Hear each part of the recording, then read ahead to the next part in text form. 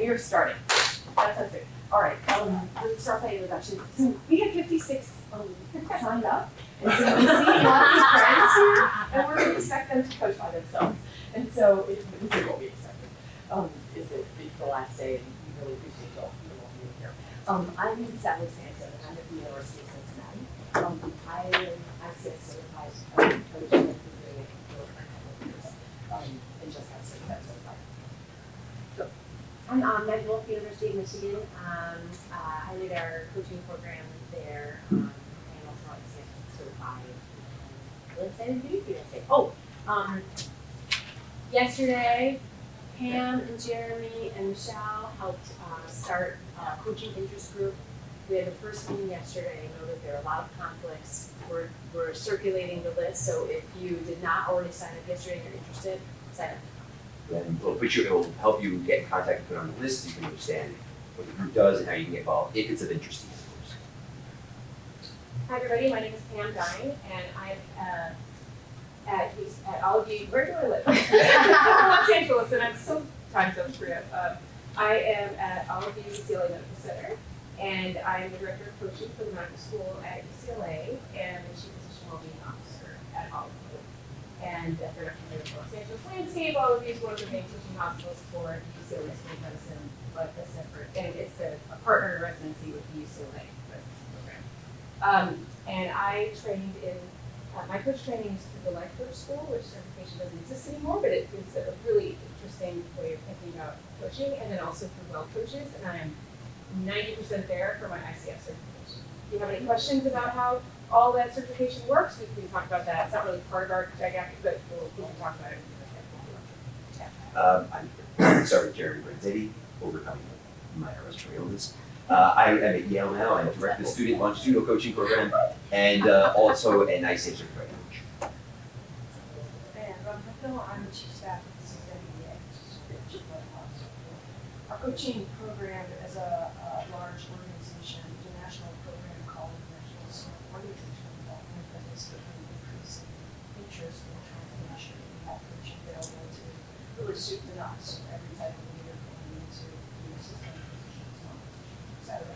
It is also through the ICF and its ICF certified. ICF is the International Coaching Federation, and it's kind of the standard coach.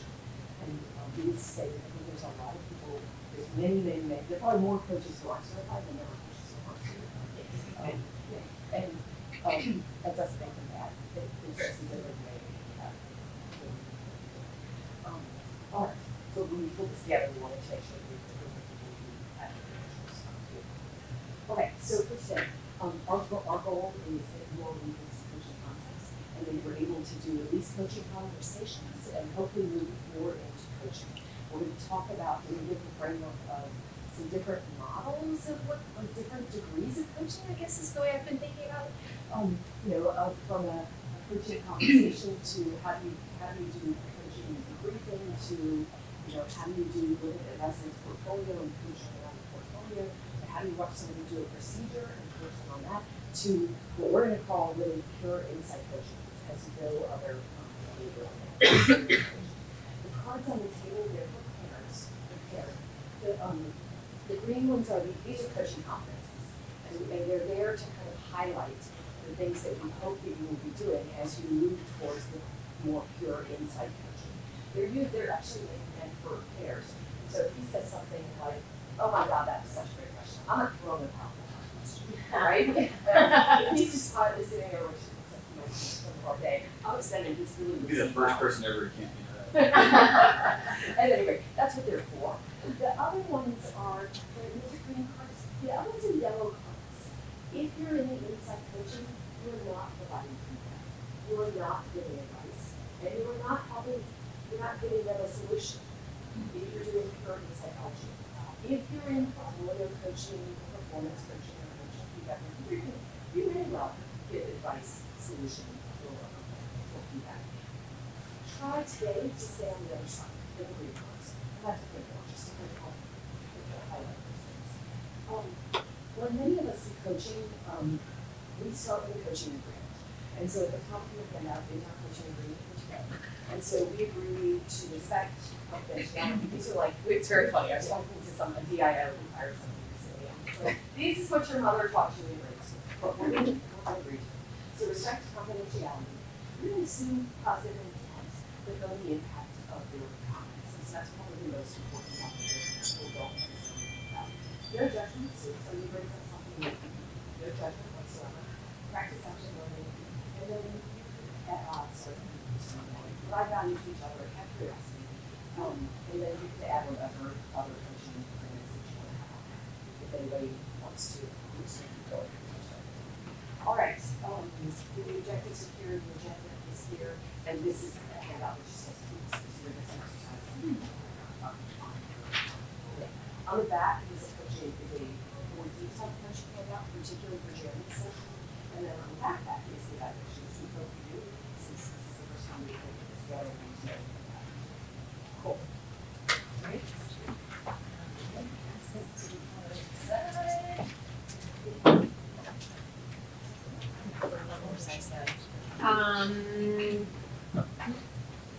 Oh, and there's a clicker. Great. Really excited to be with you guys this morning. I'm Meg, and we're going to spend a little bit of time just sort of like level setting so everybody's on the same page what we're talking about with coaching. We don't have any disclosures. How many of you currently do coaching? Perfect. Facial answers are okay. Yeah, that's perfect. That's perfect. Who has had a coach themselves? Yeah, okay, so that's sports coaching. Yeah, perfect. And you have worked with a coach before too? Yeah, I had a professional coach. Awesome. Okay, great. So just as you said with the sports coaching, the basis of it really started in performance coaching. Taylor Swift has a voice coach. Athletes have coaches from the beginning of time. The business world has had coaching for decades. But we're really talking about coaching in medical education or coaching physicians, so what does that look like and how is it different? I love this quote from Atul Gawande. I don't know if you guys have read his paper in the New Yorker from like 2011. It was like one of his personal best articles, and he talked about his experience as a surgeon and having an expert surgeon come in to the OR with him and really provide at the elbow feedback and support and help him correct his things. So he said, the coach is someone whose job it is to be on your side of the fence. They're there to help you achieve your maximum potential and help you figure out how to get there along the way. I love this because it describes the essence of coaching. The problem is it doesn't really tell us like what it is or what it does. And it really doesn't help clarify this coach, mentor, advisor situation. Does anybody have clarity on kind of like what the differences are between coach, mentor, and advisor? I feel like the mentors and advisors, it's like giving more of a path versus I feel like coaches Yeah. Something like mentors are almost like role models, Yeah. and advisors are like, you should do this, Yeah. whereas coaches are like, how do we get the good Yeah. Those are things. I really like to simplify these things. So advisor, just as you said, Christine, do this. So like I think of like pre-med advisors, faculty career advisors. They know where somebody wants to be, and they say, this is your path to do this. Take these classes, do these electives, talk to these people. A mentor is still operating from their area of expertise, but they're like, a little bit more collaborative. Let me teach you how to do this. A coach, on the other hand, is really viewing the person in front of them as the expert of their own experience and helping them figure out, like, how do you think you could do this? So it's a little bit of a different framing. There are many different types of coaching, as Sally alluded to. Some of it depends on kind of like what the context is that you're operating in. Maybe how long the relationship is and like what you're coaching around. We're going to talk about a couple of them today, but the big categories that I just wanted to sort of introduce you to are performance coaching, portfolio coaching, insight coaching, and well-being coaching. Performance coaching is just like it sounds. It's like the more typical like sports coaching. It's like that kind of mentality. So it starts with some kind of direct observation. So you might be like watching somebody do a procedure, And then coaching happens. So that the person who's watching gives some kind of feedback, there's some kind of conversation, but then importantly, you're getting reflection from the learner, and you're helping them make an action plan, so it can help them forward. Portfolio coaching is what people think about when they're talking about more like traditional academic coaching.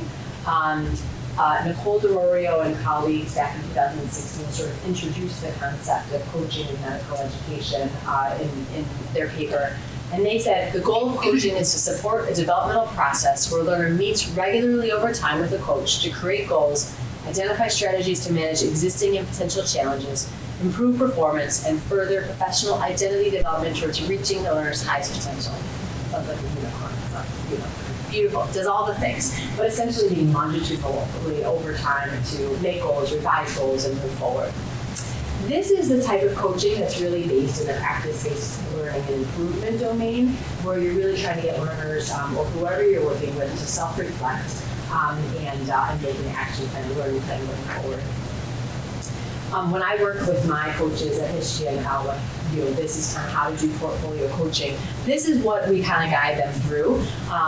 The coaches review the student's portfolio before they meet. The students are also supposed to review the portfolio before they meet, plus minus if whether that happens. And then they lead them through a process of informed self-assessment. So trying to calibrate like what the learner thinks of their performance and then calibrating that with like what actually the data is showing. And then helping them encourage realistic goals and actually at the beginning scaffolding like this is how you make a goal. And then finally developing an action plan, how they're achieving it. Insight coaching is a little bit different. This is sort of like the more traditional coaching that you probably have heard of. The sort of point of this is to help people make meaning of their experiences, their feelings, their roles, really anything. It's kind of about meaning making and helping people become more self-aware and helping them make more intentional choices as they go forward. Well, being coaching is a huge umbrella. This encompasses things like, fitness goals and coaching around that stuff. But it also includes the burnout coaching, coaching around imposter syndrome, sort of like all of those things are under the umbrella of well-being coaching. I would argue that it doesn't really matter. You need to kind of like stay in a lane. Whatever kind of coaching you're doing, you're going to be meeting the person that you are working with where they're at. And so I really encourage my coaches at Michigan just to be learner-centered and meet the student where they're at. Like, what do they need? As you guys all know, when you're working with any kind of learner, even if you're supposed to be talking about one thing, they have other things that they need to talk about. And so it's about identifying what that person's goals are and what they do it. So I'm going to encourage you guys today to start to adopt a coaching approach. I am so glad that many of you are already doing some kind of coaching. So some of this stuff might resonate with you already. These are some skills that I work on with my faculty when they're first getting started to help them get comfortable and maybe not be so intimidated with some of the things. So these are just some of the principles. And I should mention that in 5 minutes, when we get to the end of these sort of like approaches, we're going to have a little mini thing where we get to practice with each other. So the first and most important thing is not being an expert. In our clinical world, we're supposed to be the expert, we're supposed to solve the problems, we're supposed to do all of the things. In this role, the person you're coaching is the expert. They're the only one who knows all about the experience. So lean into that, take off your expert hat. The coach approach really is a balance between active listening and inquiry. What I mean by active listening, I know you guys all do this when you're working clinically, when you're like not in the trauma bay. But active listening, be present. I think the biggest challenge with this, if you're working on Zoom, it's the pop-ups that are coming up on your screen. And then when you're learning how to be a coach, the biggest distraction I encountered when I was learning this is like, oh gosh, I'm not even listening to what they're saying because I'm trying to figure out what I'm going to say next. Like, what is the next question? Where am I going to go from here? So really try to be in the moment and just listen to what people say. The next is, using reflection, so paraphrasing, summarizing, acknowledging, so nod, verbal agreement, don't interrupt if you can help it. And then finally, understanding, so holding judgment in your minds. In terms of the type of questions you might ask, might be asking clarifying questions where you're trying to better understand what they're talking about. So things like, I heard you say, did I get that right? Open-ended questions. So the goal of these is to help the student reflect and problem solve. These are things like, can you tell me more about it? Finally, probing questions. So this is really trying to get students to, or learners, people, coaches, to dig deeper and try to help them problem solve and learn. Things like, what have you already tried? What's currently working? How certain are you? And importantly, using powerful questions. So these are just things that help people sort of pause and reconsider what they're talking about. Ideally, you're using words like what and how. So things like, what makes that important? How important is this to you? Importantly, try not to use why questions. Those tend to put people on the defense. The caveat to this is that tone and content matter. So when I say things to my kids like, what were you thinking? You know, that like probably falls just as well as like, you know, why did you feed the dog Skittles? So like it really is about content and tone. So next, this is where we're going to turn it over to you guys. I'd like you guys to identify some sort of current unresolved issue. This doesn't need to be like deep life trauma. This is more like, you know, I need to have a difficult conversation with a colleague. I'm trying to figure out like how to navigate this, this decision at work. I am really frustrated with somebody I'm working with. I'm having a problem getting motivated to run a paper I need to, things like that. Something that you're actually trying to figure out a path forward, but obviously, you know, something that you feel comfortable talking about. So we're going to have you guys partner up. Sally, do you mind staying there? Yeah, okay, perfect. And then take turns coaching. So we have, we are going to take, let me give you the rules first. When you ask questions, only what or how, no why questions. Try to practice mindful listening, so be present with each other, and then try to utilize your questions. So we are going to do 7 minutes of coaching, and then like a minute of feedback, and then 7 minutes of coaching, and a minute of feedback. I will tell you guys when we've gotten to that time, and feel free to like, you know, take a second to figure out what you want to talk about. Any questions? Okay, go for it. If you use a question, it has to be what or how. Okay, have fun. You need to know what utilize that. You need to utilize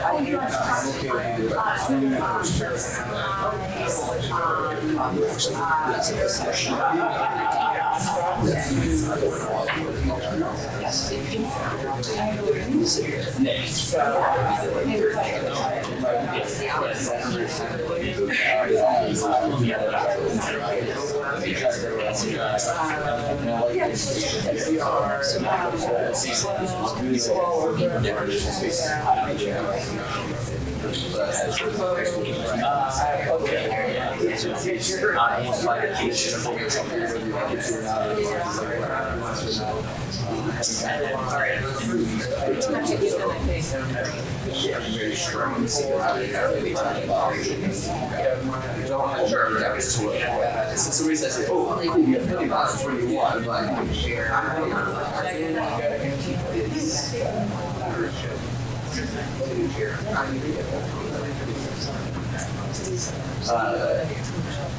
Right now, You've never coached at all?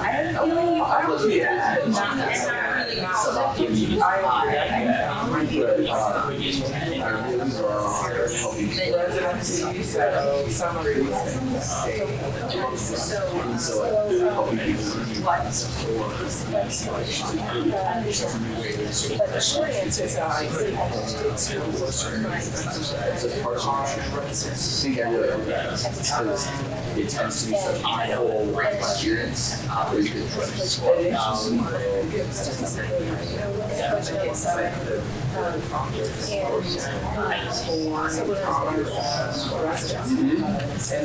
you can put it in water. I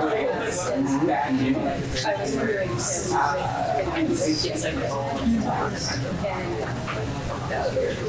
is like 2022, and we were all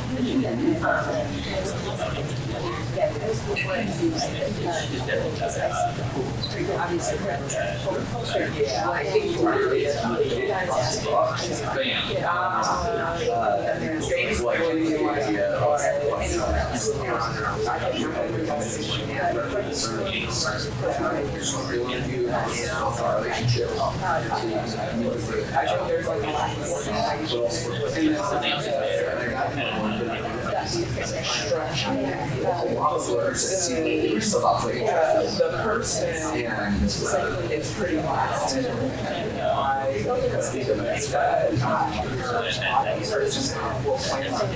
Everybody likes working at work since that. Not everybody likes you know, and so recognizing that the person needed one.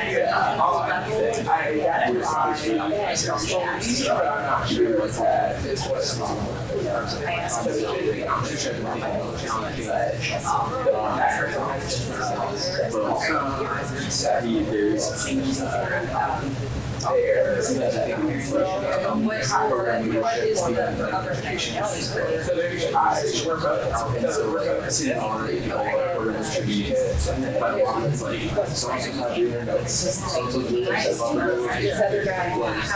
They were demanding that we give points for the house rented for them.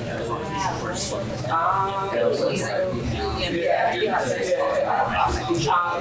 say I like them just in progress, but that being simple, bonus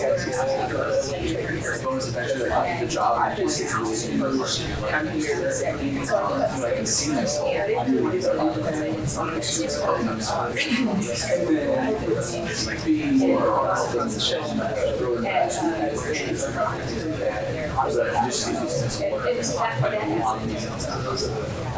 Anyway, so she has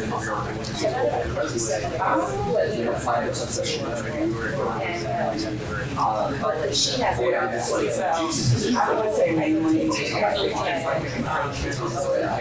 can see myself being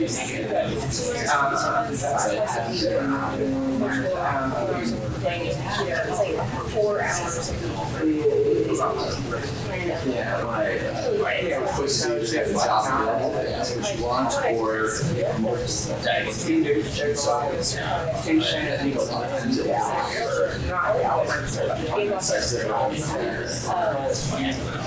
condition on Alright, let's go for it. it's hard to make it higher. Start thinking about something that is Right, like are they going to be in the middle of our initial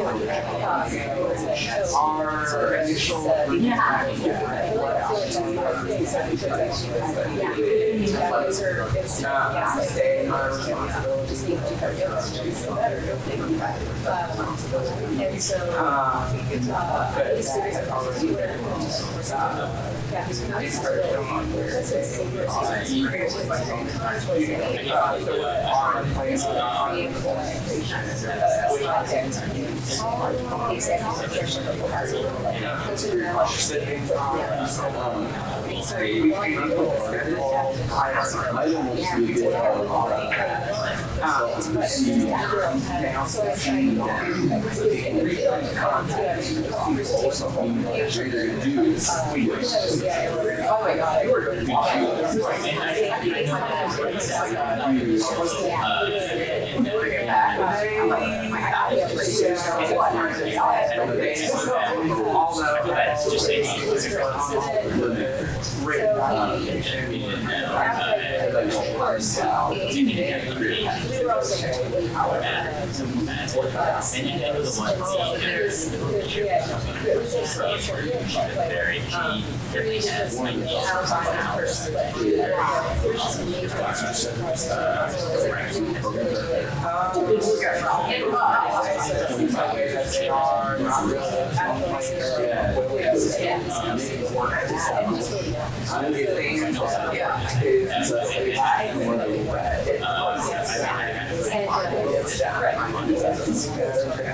Anyway,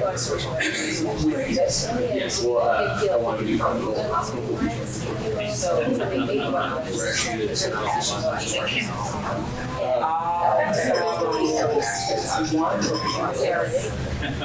let's wrap up what you're saying and then give each other a little feedback and then switch roles. Sorry to do it. Oh, yeah. Just so you guys, we'll have you guys finish at 8:39. If you want to watch the time, I will watch it for you, but just to give you a so this is, it's actually, especially in my head, I have all sorts of thoughts, but Jason, you have to figure out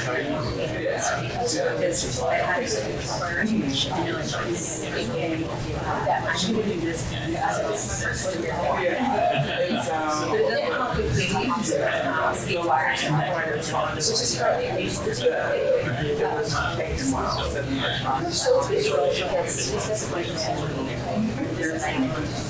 as opposed to all of the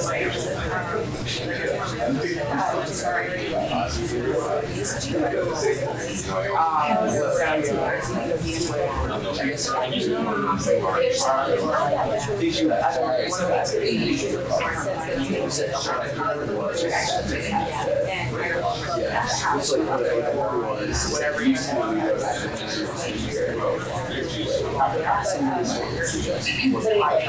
I was created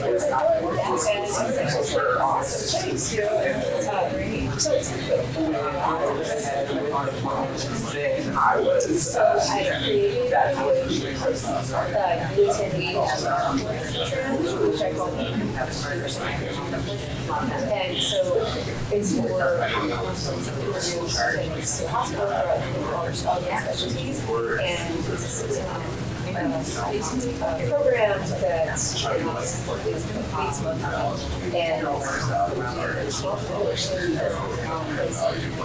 completes and and the whole setting trying to walk off now that the program and the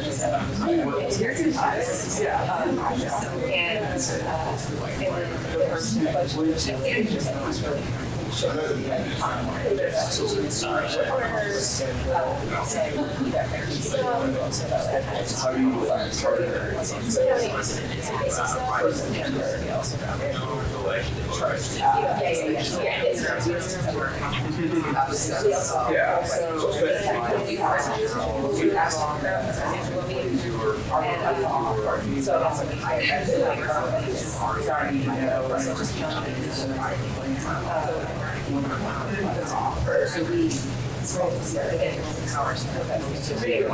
basically it's our attention.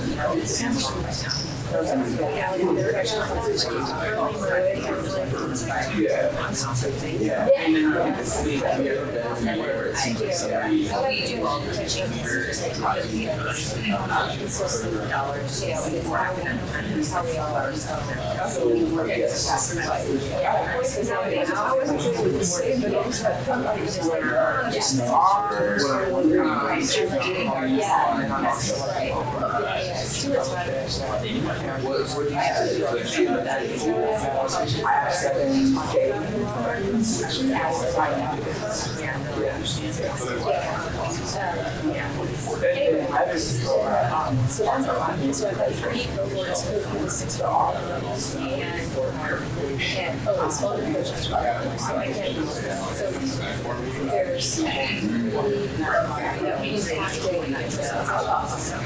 have to right virtual sessions that and so I do all the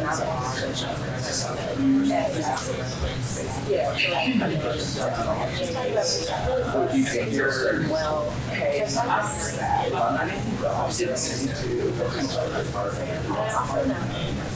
What I'm oh, we also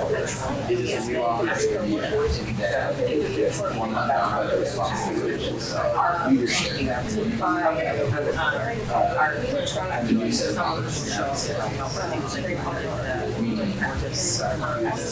Yeah.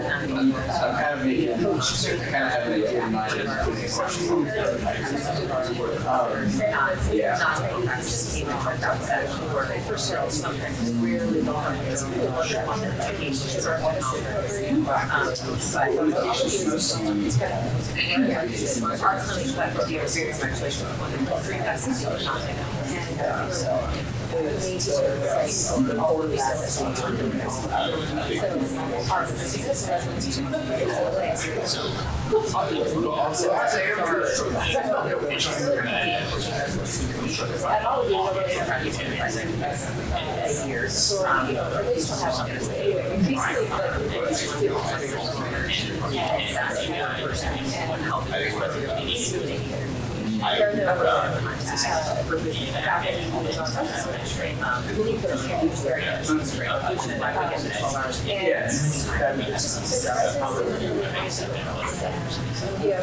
It's very well supported as especially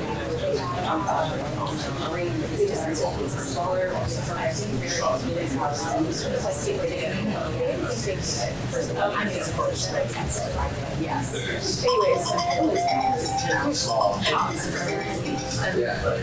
Okay, guys, wrap up and give each other feedback if you haven't done that already. Well, So we got some cards. It's all my stuff that I do.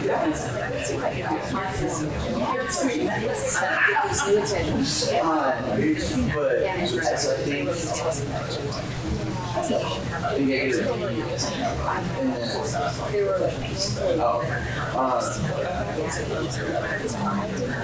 I think, I did better than I anticipated.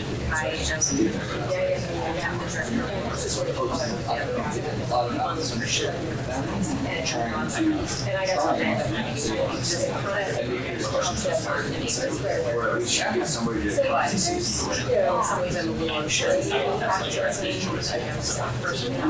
but I did find myself kind of like I'm asking questions trying to lead her. That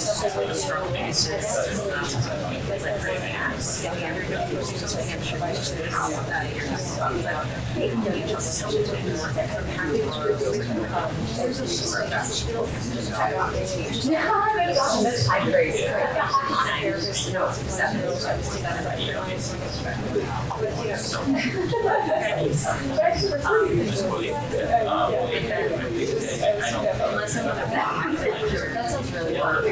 fun. Like, really cool for the yeah, it's awesome.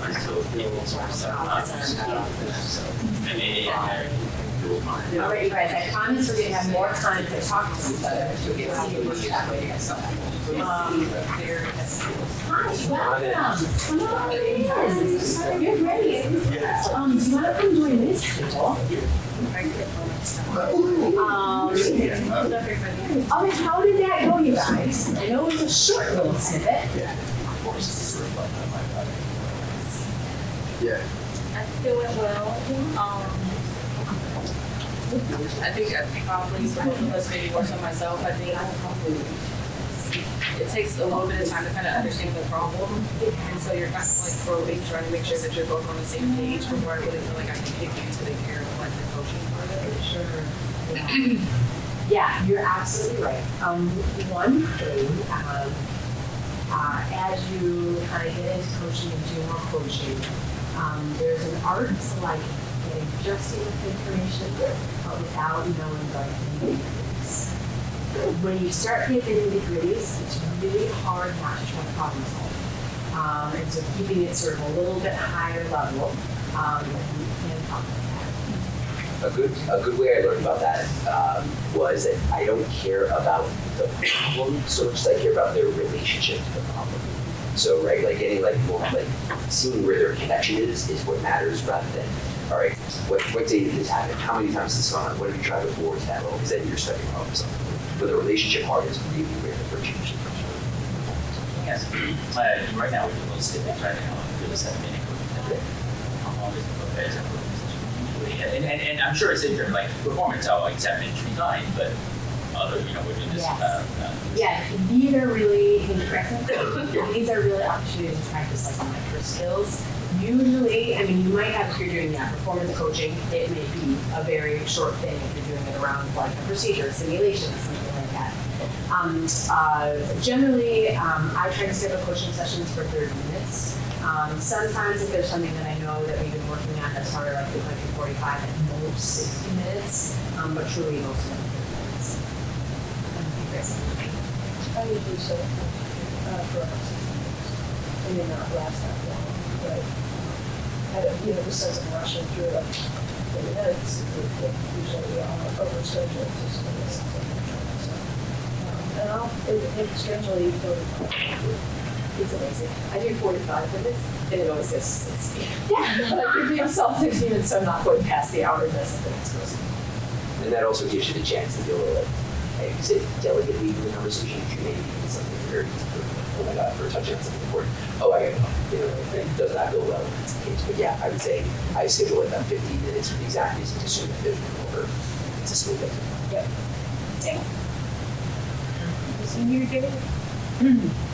I'm trying to figure out how to phrase this. So I did something recently where we do a variation of narrative coaching, where we had the person tell a story and then without words.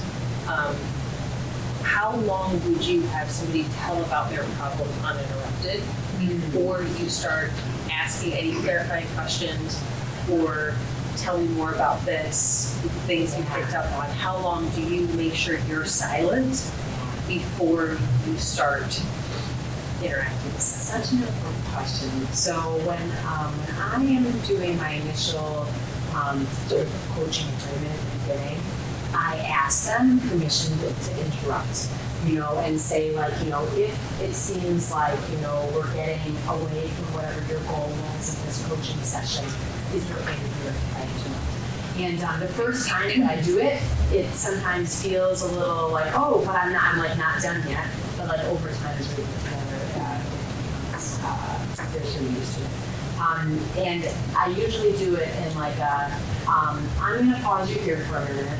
I want to get back to, whatever the thing was, and kind of bring it back. Or give them the option of, if you would rather, spend the time talking about this, we absolutely can.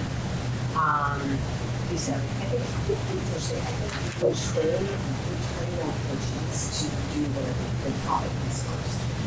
And for almost all of us are trained with the topic. The problem that they don't need to do they feel like you need to know the entire context and all the players in the field and all the past that's happening, which actually doesn't matter at all.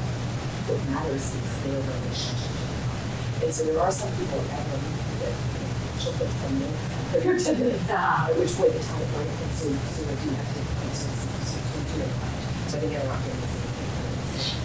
If you set that up for me, And I think you talked about setting up a coach program and kind of say how does this relate to this goal that it's really Yes, it is. It is. And sometimes when you're working with people, you're like, oh gosh, we're gonna really need to like do a lot of interrupting here, otherwise we're not gonna get. And it's kind of just like talking to patients. Yeah. And absolutely. how long do you let them go on and telling about, the nature of their dog they tripped over? And it doesn't really matter what kind of dog it was, right? What matters is what happened, right? So it's kind of the same thing. Let them tell you what they need to tell you, limited until you figure out what the context is. And then, as we've all said, it becomes like, okay, so then what happened? And why? And what are you feeling about this and all of that? All right. Do we have to pull up each individual? Oh, gotcha. Okay. Perfect. We'll see. Could be easier said than done. Surgery, so like I was thinking of just like skipping like my rotation and maybe go work on whatever instead, go with that. Like that'll be professional as an issue that call it, and you're like, you want to try and ask me like how question, but you're like, it's not. how does that relate to you? Yeah. But you How does that affect you? okay. But then you say, oh, the top, but we don't have to do much. Okay. and get feeling for that. Sorry. Yeah, no, I think it's good to have, it's good to have the conversation on. So we're going to dive in a little bit more, and we're going to spend a little time really in insight coaching. You'll see me pull up something that looks a little dog-eared here that I'll put my hand in. Well, there's kind of a reason for that, but this is sort of the why would it take you weeks and weeks to get trained in this, and then you'd have to have sort of 80 hours of actual coaching time, and then you would sort of send an example of your coaching into somewhere, and then you get, you take a test and competencies. So, a little bit of why would that be that so hard. But when we think about sort of the coaching that I do most of the time, particularly with people that either get sent to me or want coaching, it is really all about sort of what is going on for them in their mind in the sense of their reality. When we say reality, it is their reality, it is their truth, whether or not it's anybody else's truth or anybody else's reality isn't really important. And so this is why this idea with this core belief of the coaching is that really the client is the expert in their own life, period. And if you can accept that, then it makes it a lot easier for you to say, I don't necessarily know this person that well or at all. So I don't know the people that I coach. So we're making the distinction because there's a lot of time and effort spent on doing a training for this. Although for many of you in the models that you're probably thinking, you're like, I will know the person. But to spend a little bit of time in sense of what is the purity of this particular approach, I think you'll begin to see where you would apply it and how you would apply it, why it would be helpful sometimes for us to avoid our own sense of, I have expertise for you. There is a reason that we now are more and more told to stop telling your patients what to do. See if you can work with them about what they want to do. It's maybe the old way wasn't working that well. I told them all to stop smoking and none of them listened. And so we needed to understand why. The model that I was trained in is PGROW, and you'll kind of get that structure, and the structure is on your handout as well. But certainly when we did our training within the our coaching system, they really wanted to put it together all on this sort of one slide. But it was topic, goal, reality, options, and then the way forward. That was sort of the structure to help us think about how we want to engage with this individual. And then there's each part of this. One was, what is just the foundation?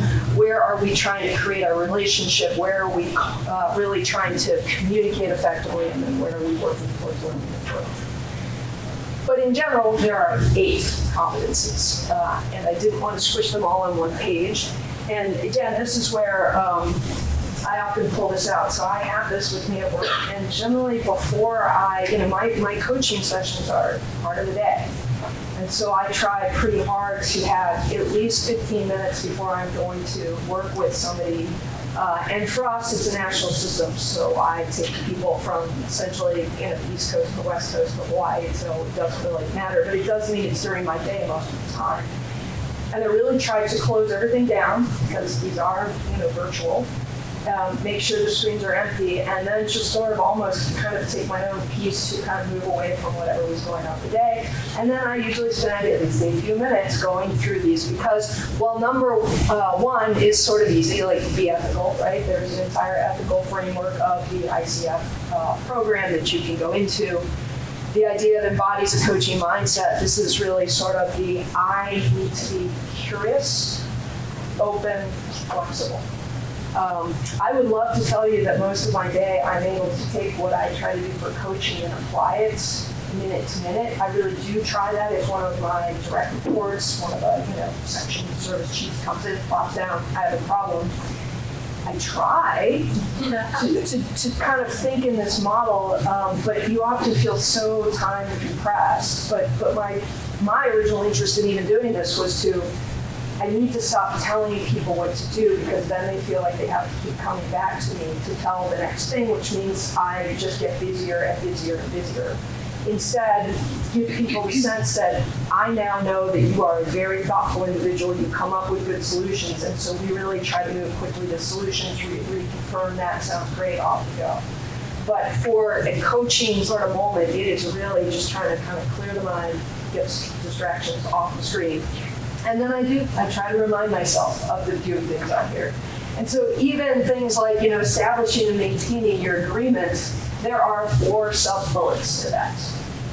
So, when you do your training, that's why it takes so long, because you explore each and every one of the bullets in extreme detail when you do your training program through ICF. So 3.1 might be coach partners with the client to identify, reconfirm what the client wants to accomplish this session.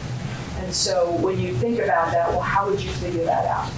So these are sort of the first 4. 3 I highlight only because that is really within sort of our coaching and what I'm trying to accomplish. 3 is a big deal for me.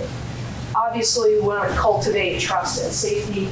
That is very much what we talked about at the beginning. My first sort of introduction session with somebody is a lot about, you can tell me anything unless you tell me you're going to go murder your boss. And I might have to do something. But other than that, it's like, I don't know your folks, this is confidential. Really you have the freedom to be frustrated, angry, even a little inappropriate, because this is a safe space for us to move forward. And then the maintained presence is really that sense of just listen. Listen actively. So, we sometimes think that listening is just sitting there, but, all of you know that it's something a little bit more. It's the acknowledgement of. It's not thinking about the next question you're going to ask because you can't listen. You will acknowledge that people look like you look really free today. If you've ever seen somebody that you're like, they don't seem a little uptight, they walk in one day and you're like, wow, you just look different. You can acknowledge that because you are looking and seeing their emotions, their physical presence, and just important things that tell somebody I'm looking. Again, when we always say, ask insightful questions, which for me is paralyzing. I'm like, what is an insightful question? And then I was always like, is this insightful enough? But the questions you're asking, sort of you want this question that will just open the waters for you, and then it sort of is a little bit paralyzing. But again, even in that sense of what do you want to talk about today, and a lot of times they'll go in and the first thing I say, tell me a little bit more. And to the point of when you might interrupt, it's like, you sort of can say, okay, that's been really helpful. Anything else? But a general interruption, particularly if this is not something they've done often, something that wasn't really what they said they wanted to talk about, you could do that. And again, you see there's a lot of what's and hows.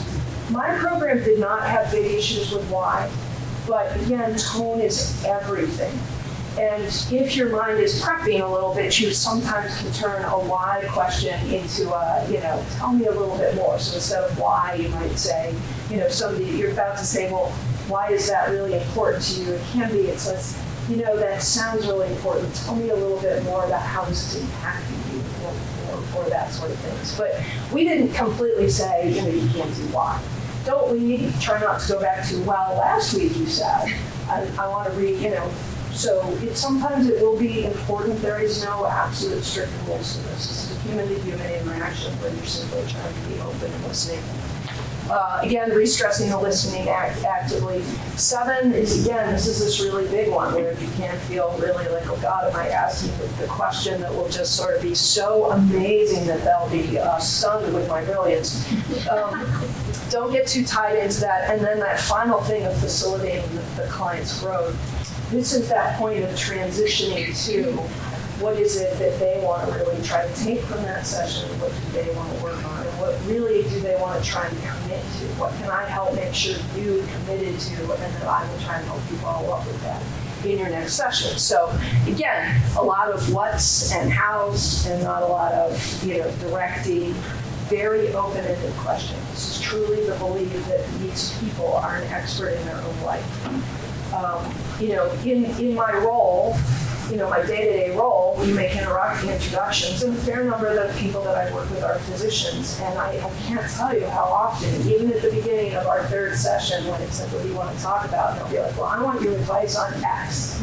And I'm like, no, this isn't, I'm not your, and I re-stress again.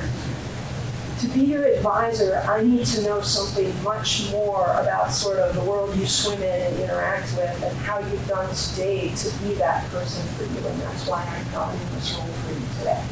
I really know, they can lie to, they can have a complete sense of a reality that if I actually talk to all the people around them, they're like, yeah, that's not the way it is. Really not the point in this case. We have to kind of help them deal with the reality and how they're engaging with people around them to help them move forward and the real goal here is to gain some insight and strengths that they can then work on long after we're done. Our program generally advises 6 sessions. Why 6? Because apparently the research for an interval coaching would suggest to you that between 4 and 8 will be enough, and so they choose it. There are times where if something comes up and I'll be like, this was supposed to be our last session. Would you like to try and do one more and get through this today? Sure. There's times where you're like, I think, somebody will say, hey, I feel good, and we're at 4, and we're okay. So again, there's really not an absolute rigidity rules. And they're just going to hand it over to you to go through their rule and set us up for the next. And I think one of the things Robin's talking about is that they're again, we talked about different ways of coaching, but there's also different models, right? So her program is they apply to get a coach with a specific topic in mind, and that's why they try to solve them in 6 sessions. Other ones will be they just want to coach and they may want to go forever. And so it depends. I also think that there is a line of coaching that is clearly remedial coaching. And I think we do that with our residents, and I think we do it with faculty. And so I went to a team when I was working on my coaching. I said, start trying to learn how to do coaching. Can you refer a couple of people? And then, within a couple sessions, the first session, I'm like, she sent them to me as a report. And so I actually asked her, so were you remedial? And she's like, yes. And I was like, I don't want to know what they were. I don't want to know why. But that does happen. And just kind of being aware that they were sent because somebody saw a problem. And that may not be what they want to work on. It may be what they want to work on. But just being aware of that as you go forward. All right. We're going to go back into some coaching practice. We're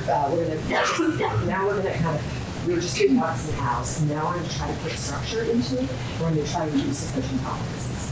And so your structure for this is you're going to coach with the same person, so you actually know what the topic is. So for these 3 ones, we're actually going to keep you with the same person so that you're growing in that space and not having to start again with a new topic. So you're going to coach the same partner. And so you should hopefully have a sense of what they want to and then you want to be in that space of what's happening now. In not too much details. You don't need to know, whether or not your boss is in just kind of what is their reality of what is going on with this space. And then you're going to start to move it to what are some solutions. You may not know because we all talk about coaching on being 30 minutes and we're only coaching for like 15. But we want you kind of today in that space of what's happening now and then beginning to go into kind of what your options are towards the future. And then when we get to the German session, we'll probably more likely go into that way forward or action plans. So when you're doing your coaching, you want to be focusing on the 3 ones. You can start by maintaining an agreement. And so that's agreeing on what the topic. Like you'll do a brief coaching session before. You're going to start this one with, and it's real what your topic is, and start with the topic. And then you're going to move into these ones, really thinking about active listening and building awareness. And so that's the purpose. Kind of, we were thinking about referring cards around. It's a way, it's like, that's a card, like, I drew the card, yeah, that's a powerful question, and that evokes awareness. And then I was like, yeah, you're trying to give me a solution in the form of a question. And so that's to kind of help each other think through the questions. It is incredibly difficult, I think it's as the next step in this concept. And you're trying to come up with the next questions and still listen. So just actually can give each other grace for that. Okay, so we're going to do another 8 minutes maintenance, or 7 and 7? 7 and 7. So another 7 and 7 with the coaching. Are you all okay continuing with your same pairs? Is that what we did move into some. That's okay. You don't have to. But I think now you're sort of thinking about how am I trying to evoke awareness? How am I helping them? Okay. And it's not what you think your problem is, but what they want to do. Yeah, there's yes. And you're also helpful to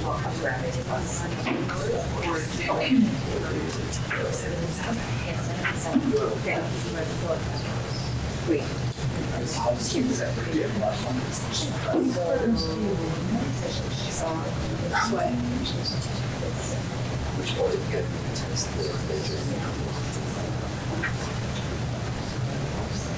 So for this one, it's different from the last one. This one's different from the last one. It's you realize to ask questions and look at that. So there's you're asking your questions, you want them to be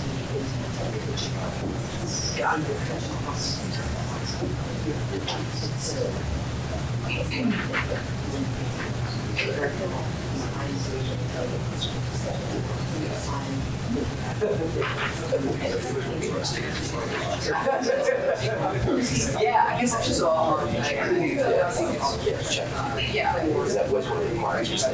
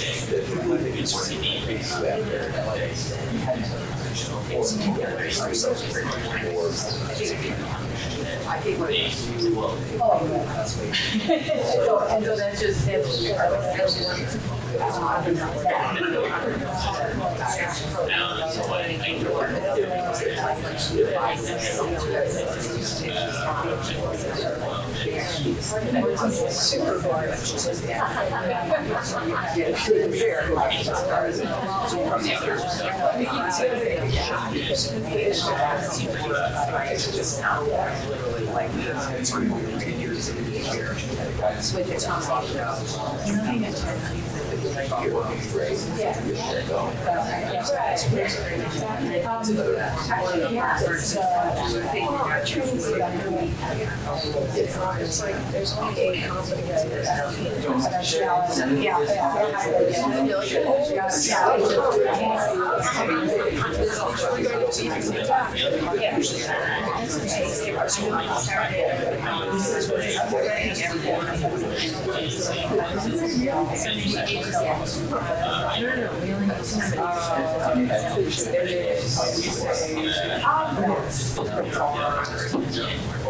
So this will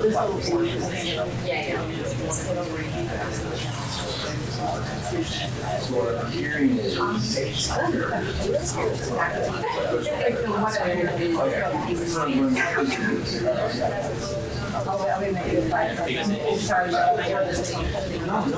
Yeah, so you're applying when you said nurse, you know nurse, right? So what I'm hearing. So what I'm hearing is that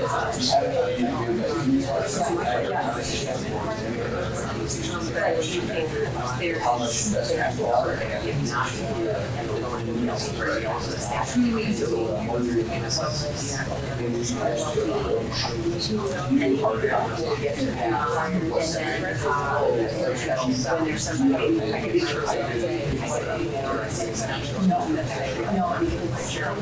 Okay. And then, so I am sure a lot of those days. Got it. So I have like 2 French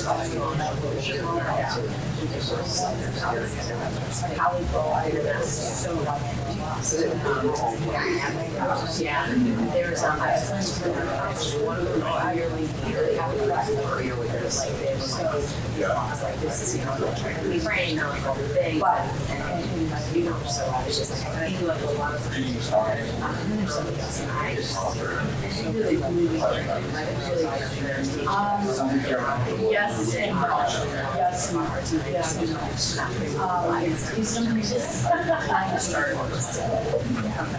I don't know what's on but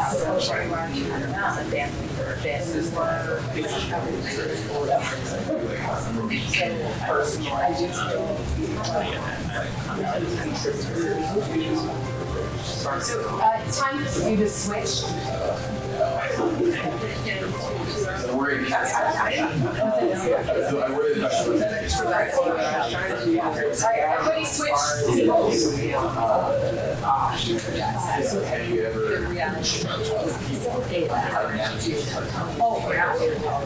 is that kind of like giving a suggestion or is that like, oh, I hadn't thought about reaching out to somebody else and having to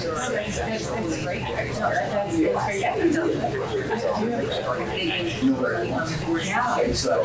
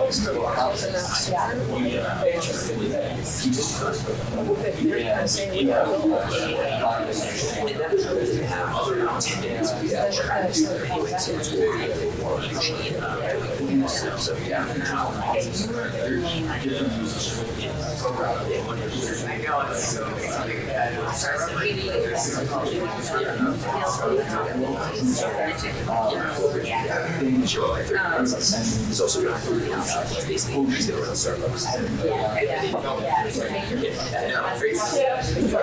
Who wants the don't know, I did not see it.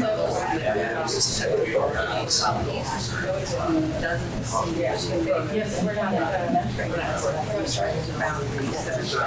And then you said $8,000. Yeah. So you have a couple. Feels like I ask you to do something and you don't respond, and I do it, that's. Well,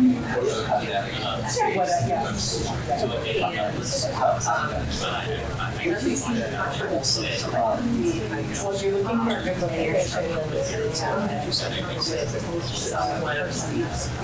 I work with them very, very close to make sure that small group 5 didn't feel like they were past my favorite. But in general, which has its value, but to me, like the coaching sort of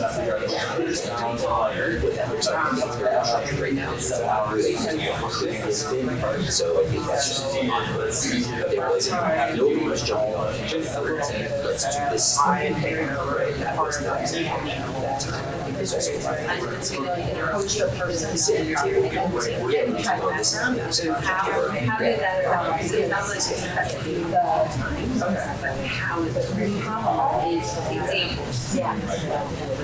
Sleep, time at home, times at work, missing important how it is.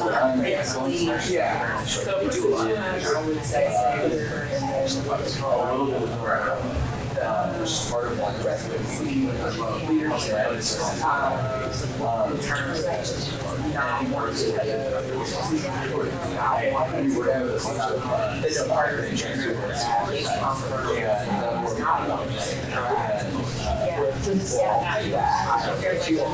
What will end up happening is that everything moves to the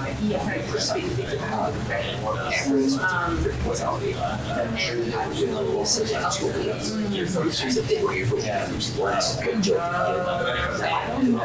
obviously a spreadsheet of content information. This is just something So other people have staff, but it's not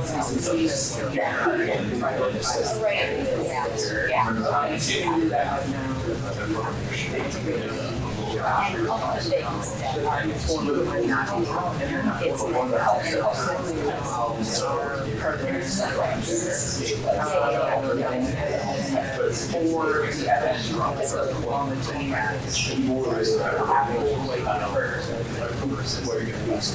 it's waiting for the information to have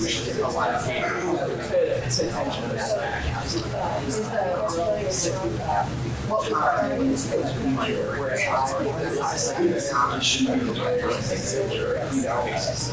not only are you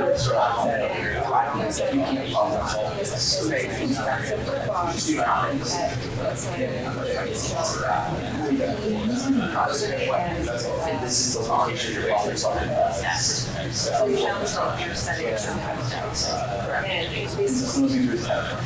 How do you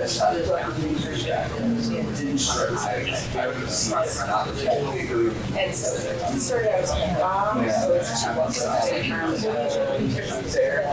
how much is something or your boundaries with responsibility.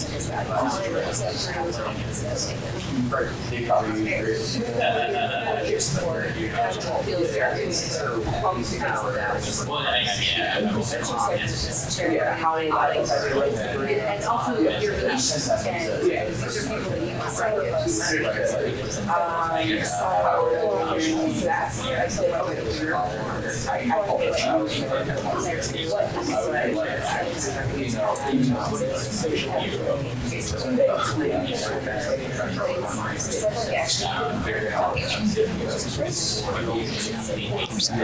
slightly weird. I don't think it's I think it's over there. Melvin English. Respond. So it's a little bit of practice. And that's like, Yeah, I was gonna say debrief.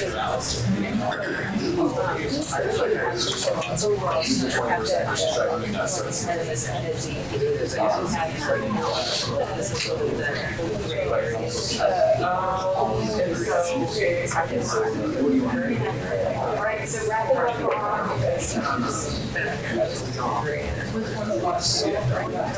really, did you solve all your problems? So how did that go? Yeah, we don't want to talk about it. How did that go? Well, I have a few questions. Go ahead. Yeah, you're talking about, like, so you're. One thing we're going to talk So a lot of times when we've had sort of coaching experiences, and both of us are now involved in overseas programs and residents coaching faculty program. And I think what we are sort of trying to navigate is bring like the expertise that we have into the coaching, helping them like organically come up with their thought process around the problem, and then also like, what if you don't agree with their path forward? And you're like, that's a bad plan.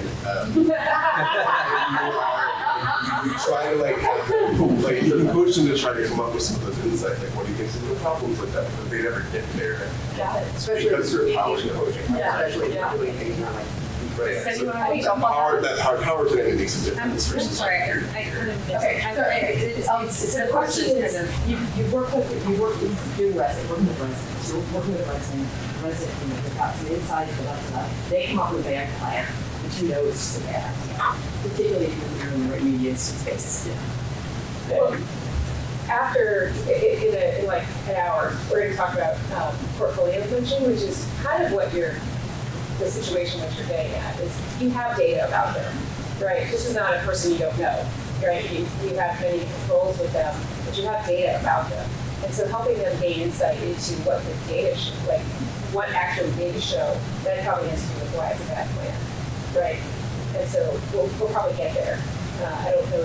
Yeah, we can hold that one. Yeah. Because I think as, you know, as you go a little bit further into performance question coaching, you know, there is a point now where this is not completely eliminated. Right. We do have context. Exactly. As opposed to, you know, sort of our initial discussion here, we're not going to really know anything about it. But, you know, to spend some time thinking about if you didn't know anything about this person, how you would work with them to beginning to weave together what you know and what is objectively clear as evidence, now how we can emerge. So I think that's what we put and hang on to, because I actually think that's where many in the room really want to try to be with this. So it's what Meg calls leading or learner-centered meaning when you're putting on. Is that there may be times that you have to step away from the coaching. I will literally make the thing, I'm taking off my coaching hat and let me share something or put evidence up, right? And so we do that, we try not to do that, but if you have to, rather than letting people walk on. I mean, I think if you can reach out of time, sure, let them walk on, they'll come back. Right, they might learn better, but that's not on the Not necessarily, but it's just a different situation, right? The type of coaching we've been thus referring to, as Sally said, is like we have no knowledge of whether this is a bad plan. It's just a plan that you co-created, you know, and they're going to go off and implement it, and then come back and see how it went, right? Right? Yeah, then there'll be more data, but yeah. That's another question, different, but how do you resolve the tension when, again, this is maybe something where you have some knowledge of you and a person, or at least about the problem they're facing, and you're trying to not be an advisor, but you're a coach. Like that was sort of the tension I was struggling with totally. How do you take this on, just try to squash the advising piece of it and then keep it pure coaching? It's self-permission. Yeah. Actually, it's self-regulation, self-permission. That's exactly that, right? Because you so want to say, you know, not hear yourself, right? And so I think how do I do that on the other side? I wrote about that what I said, right? They say, you know, my boss is a jerk. That would be more, right? And so often that reflection will help them see a little bit more how they can do it. And then the next thing is you do have to take out that. Ideally, they have to find the answer. I was telling you earlier, the literature shows, you remember, 90% of the recipients often 10% of the lifetime.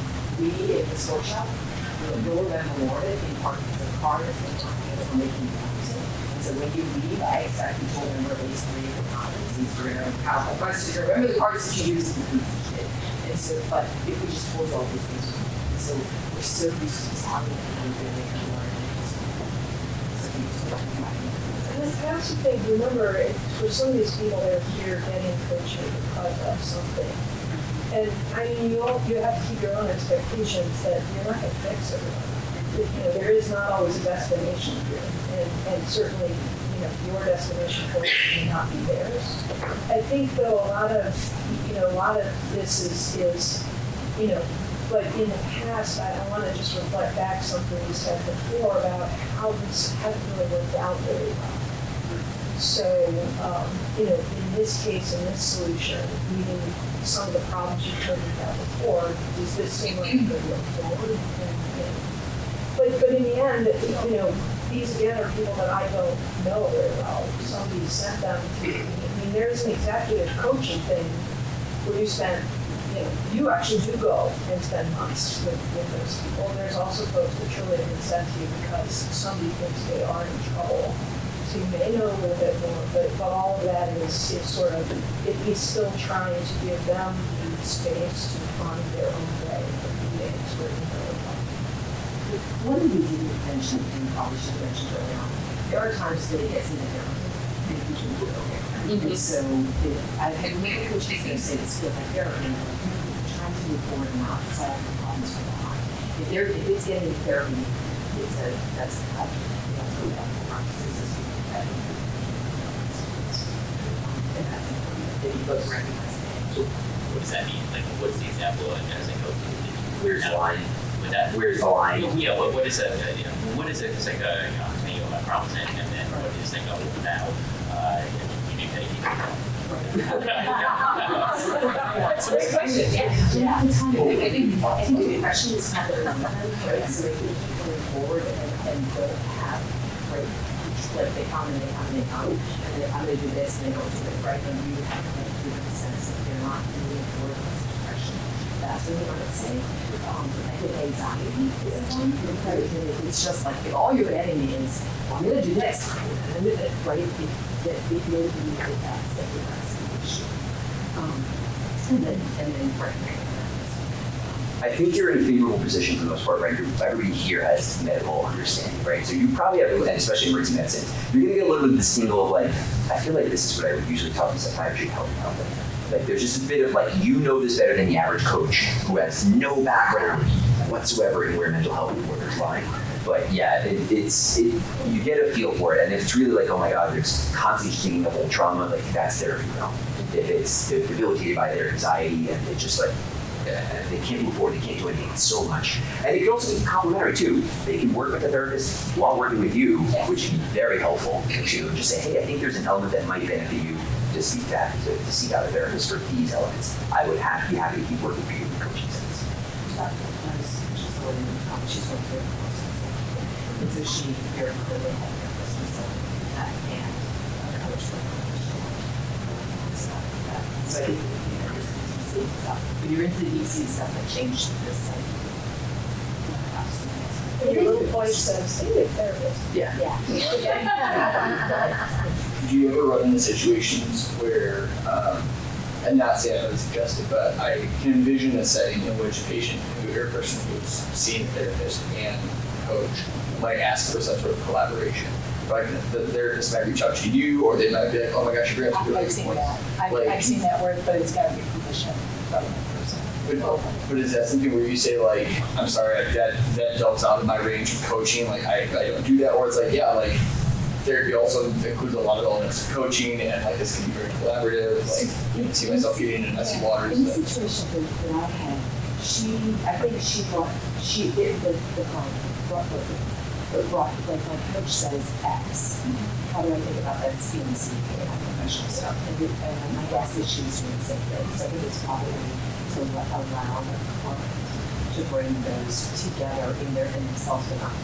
So I never talked. That's how I manage it. That's how I manage it. That's the ideal. But the client should be the portal for all this, since they're also the holder of privilege in both directions. That's really interesting because I've seen a case where the client wanted involved, and it's interesting. I'm sure I can think of a circumstance that probably be like, oh, okay, I guess that holds up. But it's fraught. That's what I would think. I think that's a really, really good point because it almost takes some of the responsibility away from the client. Yes. They're basically, why don't you two talk and come back to me? Yes, that is, okay. I might need to make a recommendation. That's exactly right. That's right. That is the ER, like, you know what, surgery, you know what, OB, you talk and back to me. Don't be that person. Don't let that happen. Okay. All right. So big breath, great. Let's move on to talk about a little bit of the coaching tools. This is what we're going to aim for. Look, there are a ton of tools one could use. And I'll say this point later to drive it home. There's very little of like, if then, must do, evidence-based, this is the right thing, or something that's like canonical, like we all should do this in this circumstance. And it's a lot of cultivating this feeling of, I think this might be helpful for this person in this moment. And what we want to help you do is get a little better structure in thinking, what are these moments that might trigger what tools that might be helpful? That's what we want to aim for. We'll go over some simple tools and we'll match them to what we think are three sort of archetypes of a coaching conversation. Not just the types of coaching we spoke of before, but more person in the moment coming up to me and saying, hey, can I talk to you for a moment? And quickly getting an idea of where they're talking to you from. And then we'll do some practice and just see their current theme here. So let's recap. We're going to hear a lot of common things and there's a lot of things to reiterate about coaching, right? It's one of many approaches. And as much as we all have drank the Kool-Aid in the coaching realm, right, it is no better or worse than mentoring, advising, or sponsoring. They're all tools. They have indications, they have contraindications. And using it for the circumstance is the ideal, right? So when somebody comes to you and thinks like, I need advice on how to pass this rotation, well, what does passing mean to you? Is not a helpful thing to do, right? Like that's just not helpful to them. So you don't want to apply don't be the hammer seeing the world is full of nails. But it's one of many approaches, and there's, as we talked about, lots of flavors of coaching. And getting a feel of what these descriptors are, right? Again, they're meant to kind of give you an idea, like it plays in the space, but the words can sometimes be interchangeable or there's a lot of different synonyms. That's all right. But there's different targets to this, and the structure of remediation introduces its own challenges of who is my client, who am I actually reporting to, what is my actual outcome, and so on and so forth. But these are all different types of doing this. All the coaching, big picture, it's this support, right? It supports people to develop insights, to develop goals, and then to grow as a human. So much of what we've heard the flavor of, when they come and you guys have this conversation about this thing, yeah, it's great to solve that problem, but really, you want them to be able to realize, oh, I figured out how to solve a problem, and I can figure out how to solve the problem next time. So that learning, that taking away, is the real gold of coaching compared to other things. And right, we've hit this nail many a time. We're not problem solvers, and I'm going to try to reiterate that a bunch of times when we get into certain of these tools. But the beauty is it's flexible. It can adapt to almost any challenge. If I'm going to be trying to do making goals, if I'm going to try to be teaching leaders, leaders coaching, conflict management, performance goals, imposterism, burnout, etc., it can be applicable to any one of these. And what you're going to want to try to do is get your frame to say, this is where this person's coming from. So what is the armamentarium of tools that might support that? So ideally, it's literally like a recipe, right? Like as long as I follow the cookbook, I will always get the same outcome, and that's not really the world. It's much more like, what do I see here in this moment, right? And it's that ultimate example of constructivism, I guess I would say. So in reality, the coach is going to wind up thinking in the moment. They're going to consider the situation, and then they're going to use or try to pick a tool. And sometimes the tool turns out not to be the right one, and then you realize like, ooh, this didn't seem to go anywhere. All right, let's read. Where are we at? What did you learn? What did we take away? And what's the need in this moment? And that sort of iterative cycling. And so, as I said, there's many different situations that may come to you, but we're going to try and distill these down in just a few buckets, right? So I hit the wrong one there. Bucket one is clarity. I know what I want, I just don't know how to get there. So if you guys were at my talk yesterday at Failure, I was like I said, in intern year, I knew I wanted to be a program director. An intern probably knows very little about what to do to go to be a program director, but I see that outcome. I know where it is. Just got to kind of figure out how to get there. Help me. So that is going to be the clarity group. How do I clarify this pathway to this? Then there's the distress. Something's not right. Burnout would easily fit in this category, but I'm off. I feel insert negative emotion in this bracket. I'm not myself. Something just doesn't quite fit. And then there's the one I personally find most engaging, just my own brand of coaching, is this transition area. I'm either in, or I need a change, or I'm in this what now kind of feeling. And that's not always going to pop up in your career, particularly early on when there's a clear path. I'm in residency. I got to go to my rotations. I got to get to the next year. I got to graduate. I got to get a job and board certification. But after that, you're going to sort of get to this, what do I do now? No one's telling me anymore. And that becomes what the transition stuff can work on. So let's go look at some of these tools. But again, big honking caveat. Lots of tools. People have lots of preferences to how they like to do things. We picked things here that are hopefully simple, usable, and on the QR code on the back of your sheet, you can even start opening them up so you can have a full grasp of them. It should be the one that says coaching tools, and those are going to be what we use when we get to working in groups. But I'll highlight this from the physician's part. Very little objective data, right? At least in terms of our desire to say, this is proven to be the right one. It's validated. You're just not going to get that. And just a little bit of feel it out, and does this work in this moment, and has it advanced this person's goal in this coaching? All right, let's go through some clarity stuff. And it's going to be the same on the sheet. So everybody up here. So you can look at either one. Look, we all know what SMART goals are, right? That's not new. I'm not breaking much ground. I'm going to kind of get to the point of what I think they're useful for is that clarity point. So I know I want to be there. I don't know what this path is, and what are the things I need to do to set forth my way there. And SMART is extremely granular and very helpful in that way when there is that clarity and certainty. So it's very granular, and you as a coach, when you're in the goal setting form stage with someone, can really use this and say okay, so tell me about how you're gonna know you got there. And I'm just gonna know how will you measure that, and so on and so forth. And you can really hone in on a goal that is visualizable to both of you, and can then be checked on later. The downside is, and this kind of gets back into the stuff I find academically interesting, is SMART goals are crap in unpredictable environments. And because if you don't control all of the task, if the task doesn't always turn out the same way, and if you don't know you're going to even get to do it, like an ER shift, when you ask a learner what they're going to do for the shift, they do not work well, and people bridle against them. A little more flexible path would be the whoop side. This is usually a little less well known, but probably many of you guys know this. And just to compare and contrast, this has a direct consideration of what obstacles are. And I think that's a really big benefit, because we're all a little bit like kumbaya sometimes about setting a goal, and we're like, darn it, I'm going to go do it, and without real consideration of why might this plan have failed, and thinking through where are the obstacles to this cockamamie plan that somebody's coming up with. But it does give more flexibility, but it's a little less stringent, and without accountability in your discussions with people, it's kind of easier to wiggle out. So keep that in mind. But these are both for clarity. Fairly straightforward. I'm betting you guys have some degree of familiarity, but I think that's their main benefit. And the other reason why I just want to highlight these is not every goal requires these kinds of formulations. Goals can come in a lot of shapes and sizes. This is useful, but when you're working in these other sections, we'll see how it can be a little more squishy. And conversely, sometimes you apply these after you work through figuring out what the hell the goal actually, what do they even want to do to begin with. All right, let's change into the distressed bubble.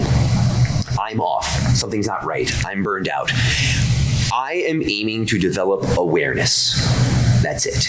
I am not solving this problem. We're not trying to tell them. We're not diagnosing. We're not giving them an answer we're not giving our answer, I should say. We're helping them develop their answer. So there's a couple of different simple techniques we'll let you guys practice here. This one is this idea of, it's a reframe technique. It's called from problem to preference. Whenever we're really ticked off at something, we love to complain about it. And sometimes we really don't even want to solve it because it feels good to complain, and damn it, I'm justified. It is righteousness, and I am armed with data to be righteous. this is a way to try to get people past that mindset. So instead of the rumination of complaint and that person's a jerk and I work too much and I'm doing all the good stuff, it's, well, what would you rather have? What would you rather be? What is the thing you want to move towards instead? And it's great reframing. This is a real simple one-liner if you just use it as is. There's great ways to support, which I'll talk about in the tool, but it's a one-liner that gets you there. But people can really struggle to let go of their problem. And sometimes they have to feel heard enough and have enough time to go through it. Another one in this distress bucket is a little bit of a categorization exercise. So stop, continue, protect. And you literally will walk them through what are the things that are draining you, that are taking energy away from you, that you are avoiding, etc.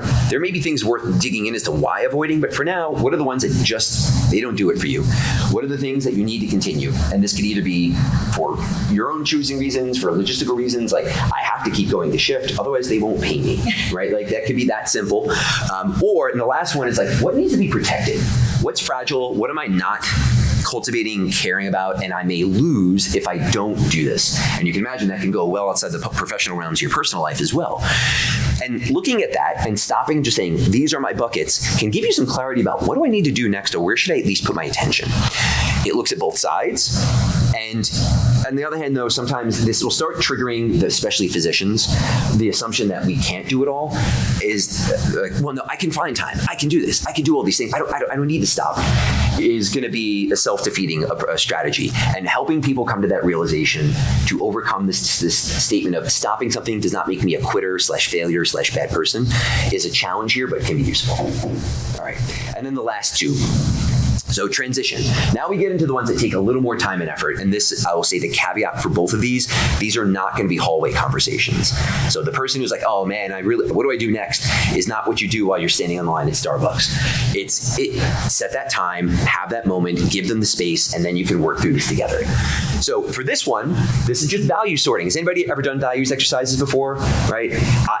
Super powerful. There's lots of flavors, lots of ways to do it. This is just one.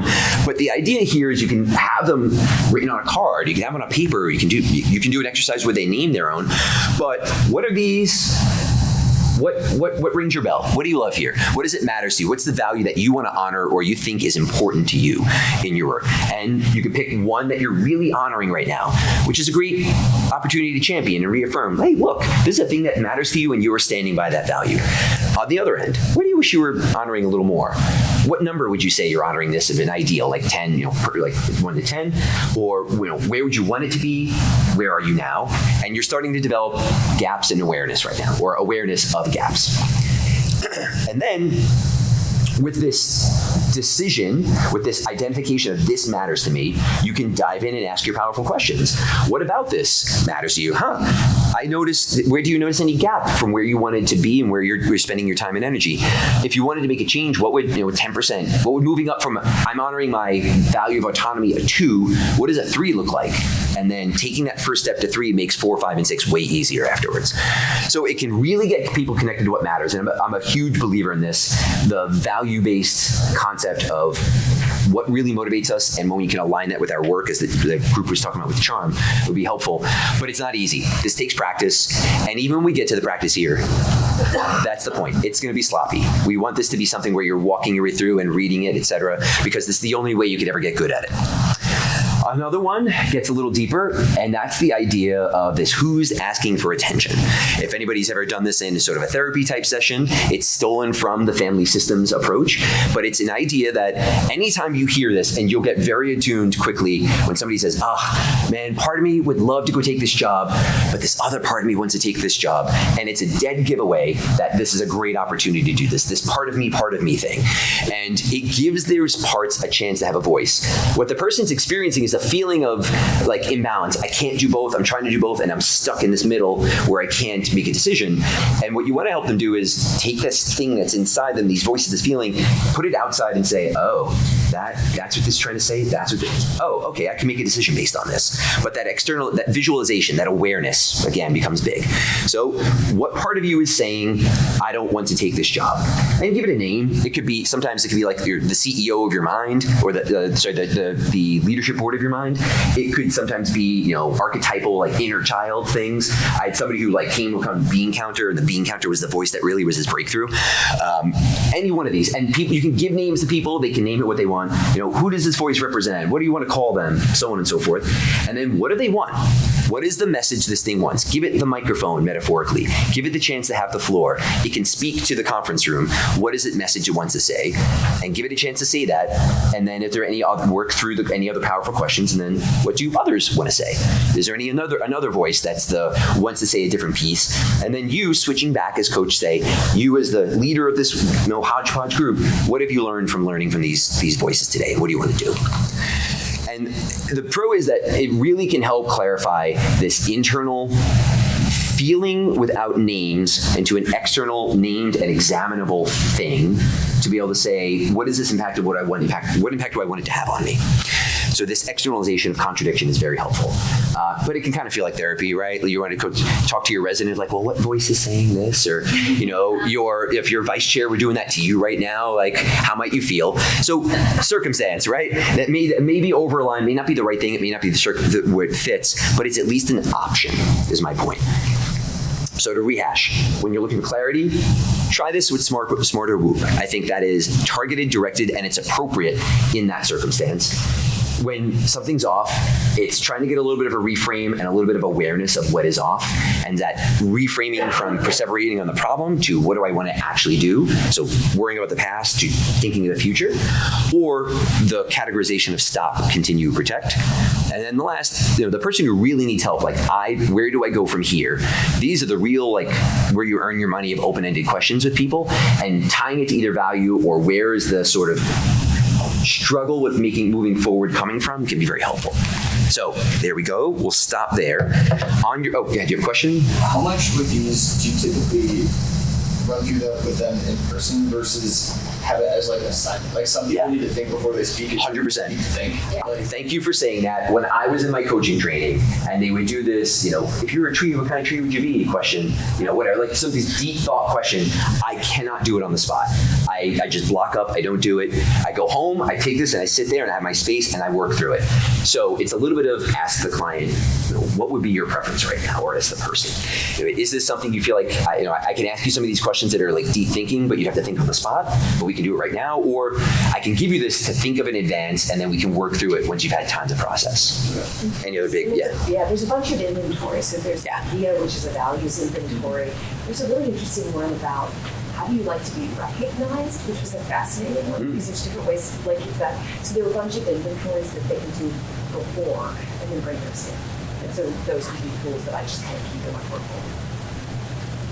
How do you decide when you need to go into those inventories that are a little more structured, like a 360?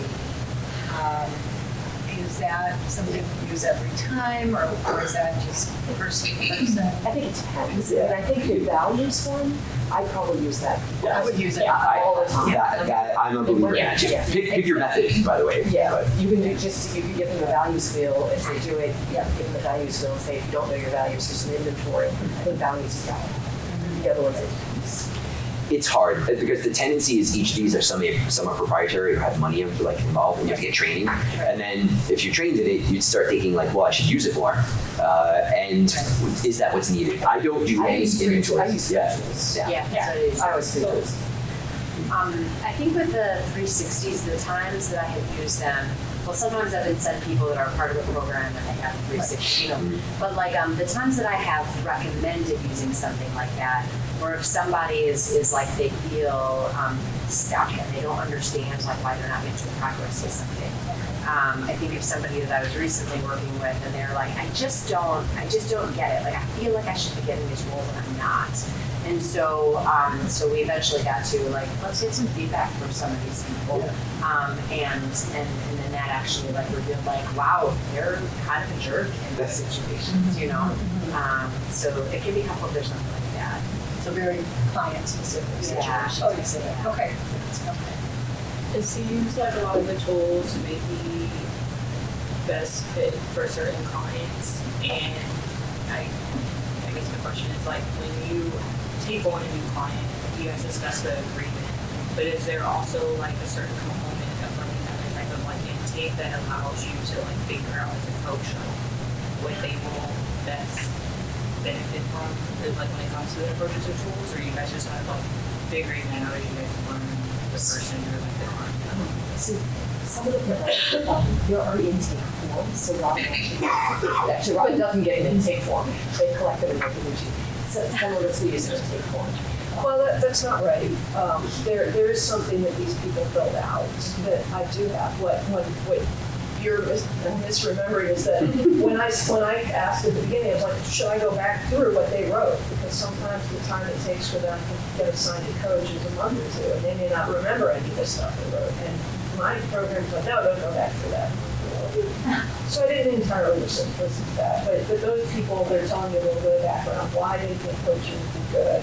I do get people that are saying, clearly I've been told I need a coach.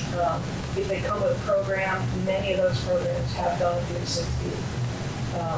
And so it really, our program's reasonably structured, and so that is helpful.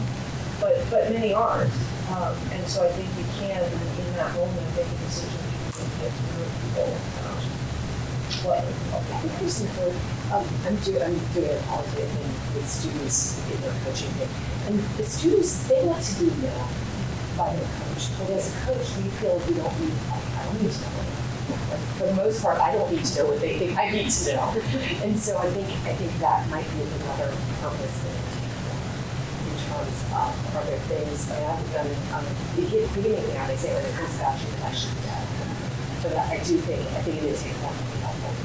But with your question about like tools and like using to decide, to be honest, when I was starting, I like picked one or two and then just started to feel really comfortable with them.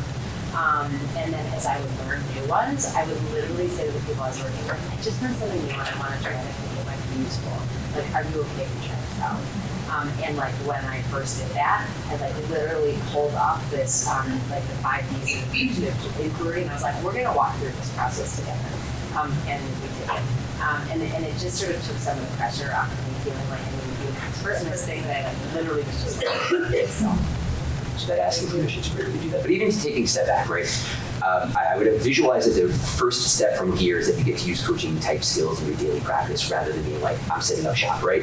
So you don't have to worry too much about like the intake, the process, et cetera. Like what you really want to be is like the person who people are willing to come to and like talk in this way and say, hey, let's talk about this and think more about it. And then you get a better feel of what might work in circumstances. So I think a lot of the answers also happen after you accumulate hours and say, oh, I think I need to start doing this. Up front, hard to tell. Okay, so you guys have been with the same partner for a while. It might be useful to swap around just for the sake of trying different tools, like discovering some new realm. Like it doesn't feel like you're retreads. How you want to switch around, I do not care, but that would be what I recommend. So my thought was this: I want to give you the autonomy to say, based on the topic brought to hand, what is the need? What is the circumstance going on? And it probably takes a little bit of collaboration here because person A has got to say, my topic is this, and B is going to have to apply a tool. But to come together and say, or try one of the tools for the topic at hand. Do that for, I don't know, probably 5 or 7 minutes. We'll probably cut down a little bit here. And then swap. Try another, that person gets to try the tool of their choosing, and hopefully it fits with the problem. And the tools are all here on the back. Adapt is not yet done. We're getting to that one in a minute. The tools are just recently outlined on the back. The QR, though, if you have your phone, will bring you to a 3-step for each one of them. So we tried to simplify it and start here. Step 1, ask this. Step 2, ask this, and see if that works. So if you have your phone, it's a QR. Again, I'm oversimplifying on purpose. It's not meant to be that easy. It never is, but go for it.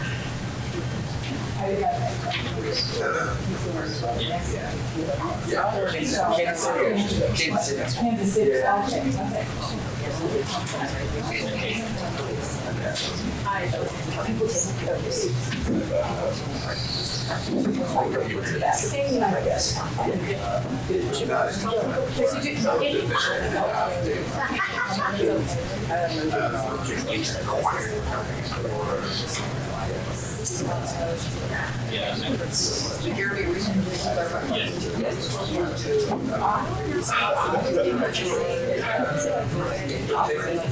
care. Take it. You can have it anytime you want. So don't feel, one of the, I would share every day when I do something would do, but it could be anything that was relevant. And maybe what might be helpful is if you want to work on, say, stress, right? You're trying to think something bad, I'm struggling with this, right? And just fit to that moment, and then really it's for you to just walk through the 3 steps, whatever it is.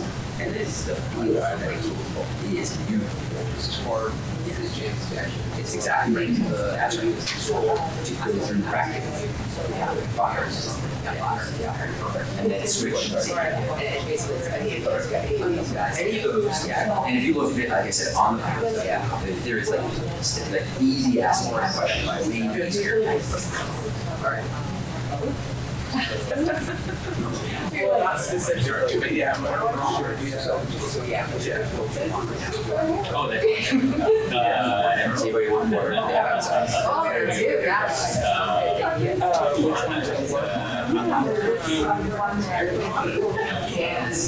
So that's true. So basically, I think part of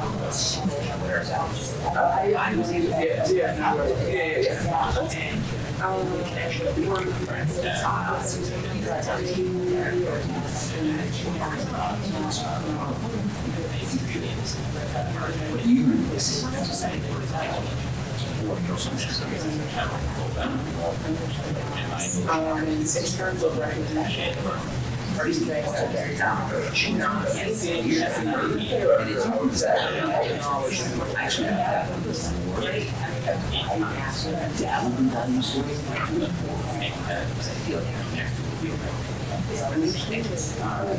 this seems to be what I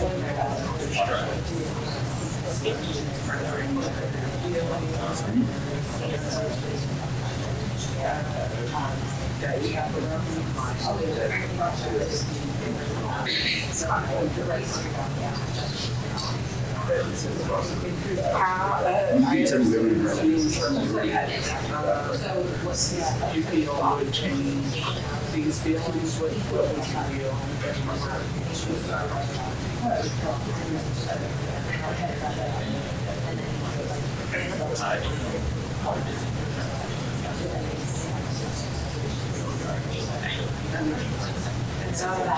This is a great presentation. So,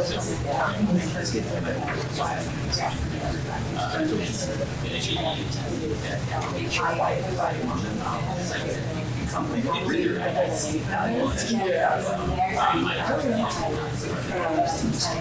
of the things I would imagine is like you've done it.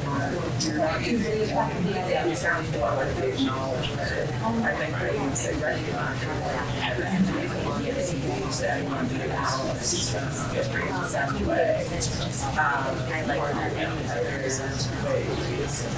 I think you guys don't understand. So really good. It will be easier to stop.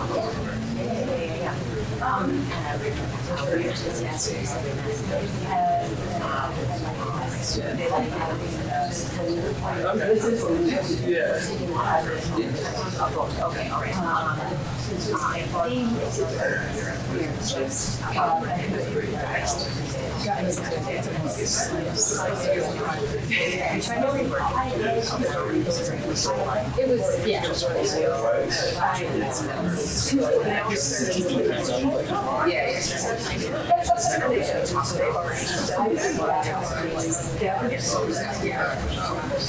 you? Whatever that means.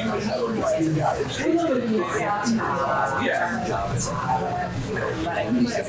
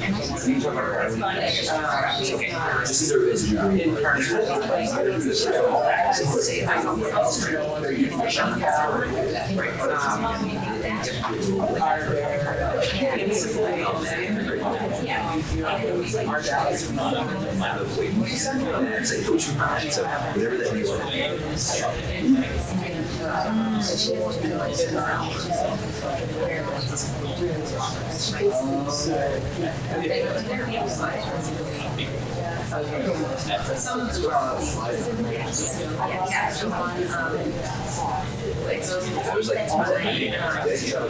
like,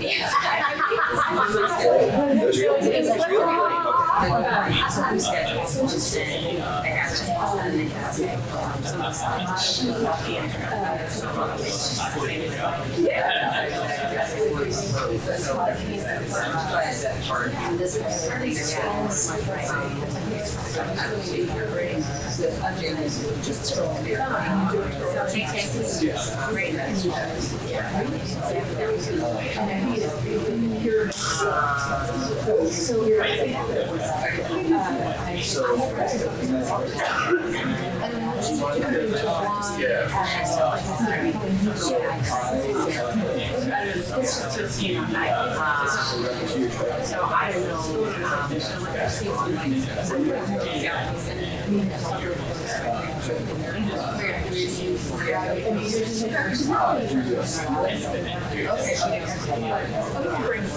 Yeah, a little break. Some people go through feelings. I'm just ready to hold it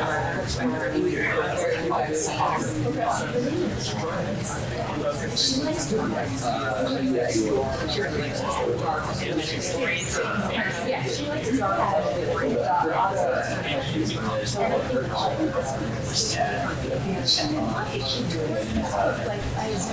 I've never heard that happening. So,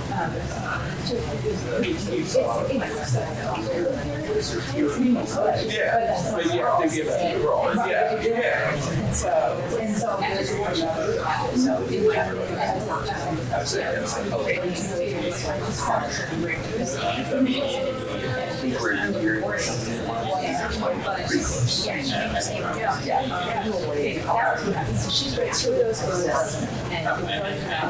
All right, guys, for this current pairing, one more minute or so, and then we can swap to the other pairing.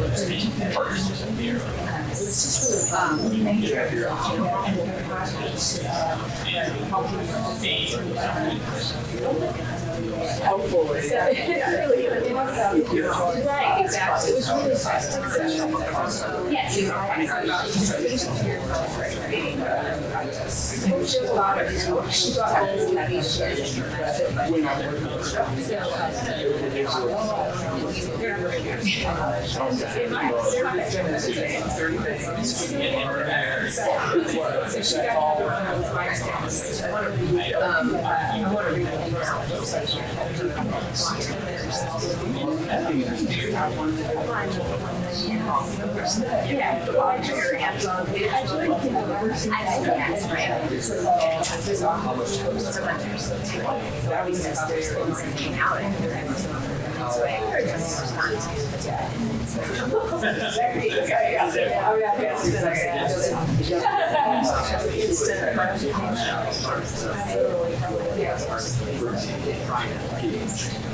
Much less the physical yeah, I stopped getting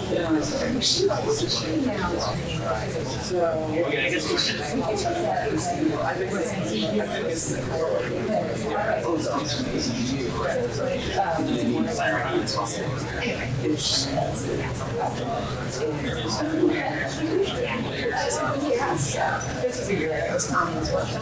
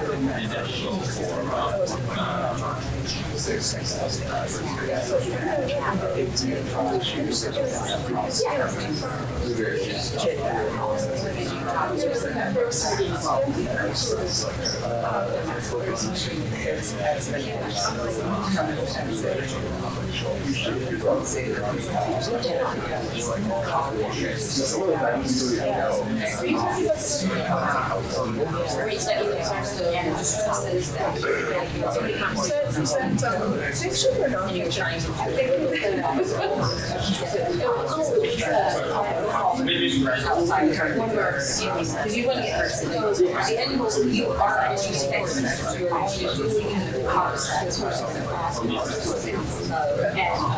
the whole idea was are we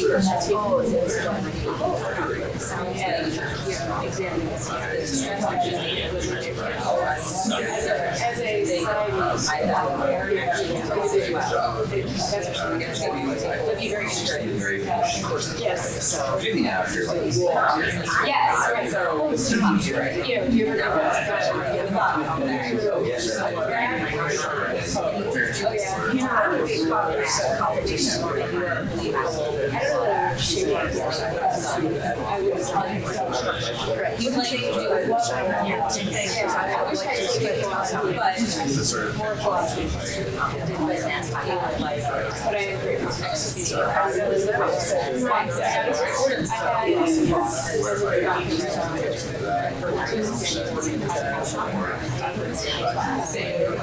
entirely different defines what That's really good. and I'm currently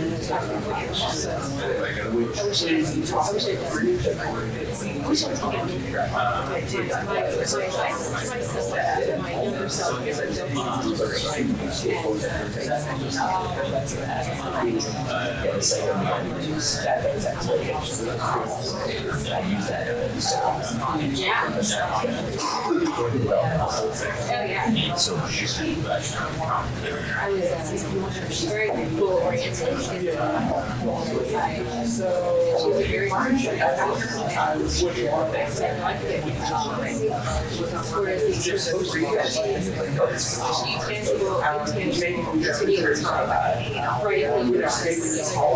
you randomness, subjective,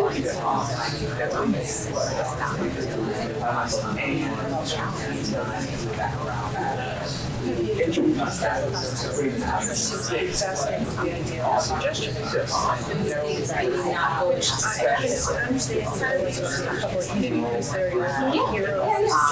understand it's just a line. It's a line. It's a conversation. Anything that we were and like and also when he's not a conversation.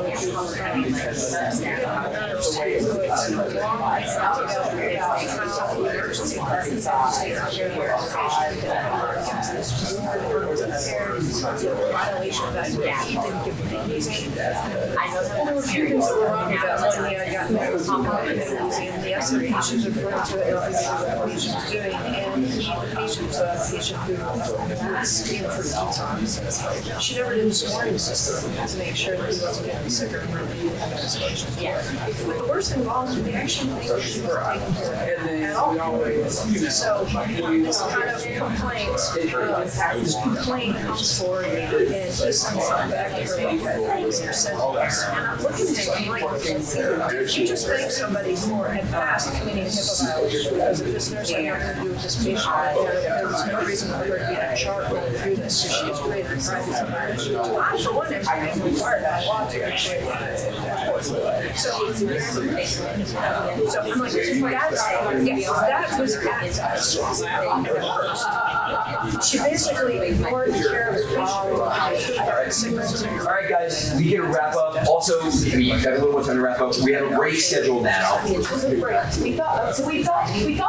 many people said, wait, we're going to go to the end. And I'm hearing a sense of maybe people would like to get it done early. We had a 25 minute break scheduled here. I was thinking a 5-minute break and finish early. Like a pee break? Yeah. Coffee break, whatever. Right. So I coffee to 11:30. So it is. Let's all strive to do that. 10:06. So people back at 10:11. 11. I'm going to try to get started until possible. Anybody like it?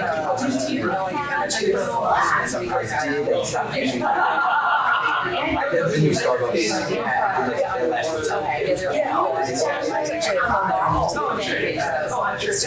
they still do that, so we don't.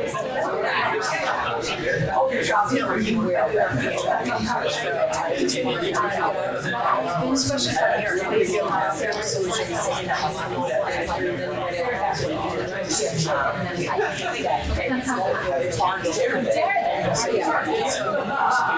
I tried to occasionally yes, but it's real ideal. Go. Doing something. Yeah, probably I think it's well, that I guess how you do it. I think it's like that's what I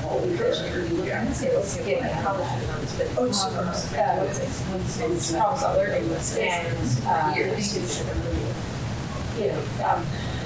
it's still like coaching, you're I don't have to tell someone to I think helps me do it right. So I think it's given me a more comfortable so tell me what you want to do. Yeah, great. gonna start with whoever. Sounds good. Nobody's gonna We have to change I just need a smallest, and all it has to be is like, so, just straight up blank, whatever they got. Sorry, the smallest, which is tall, not allowed to say small. It's called tall. It's tall, and I think, I forget what they, which is any one of their just like, piping. And just as part of outside of the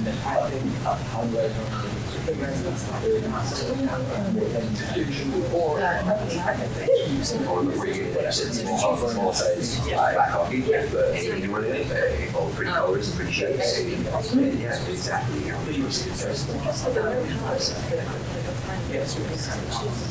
Stable. Sorry, do you want to do it for usually cortado? Actually, Cortado. Yeah, do you like espresso drinks over? No, I usually just do a just a little. All right, so I'll have you. First of all, I was gonna say the cortado version is small, but it's more. I don't need it, it doesn't quite make things do like. It's actually. Like, That one thing, so they have. Medium roast or so education.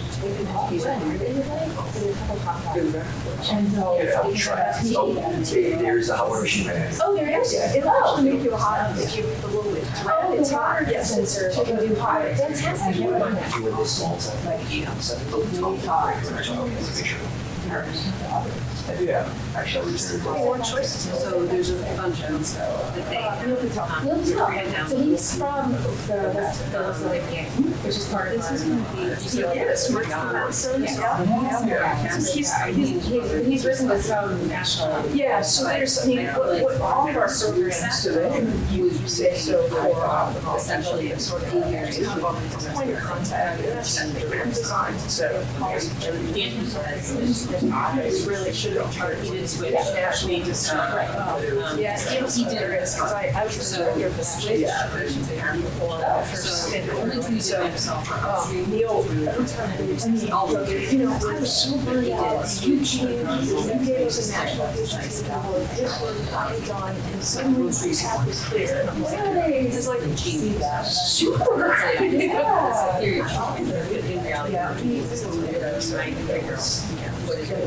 think also everybody feels bad about the that's so key, and there's like you can't have there's college history. We can't have this. We have so we have so certain so we would say we hear about things that people have done on the house or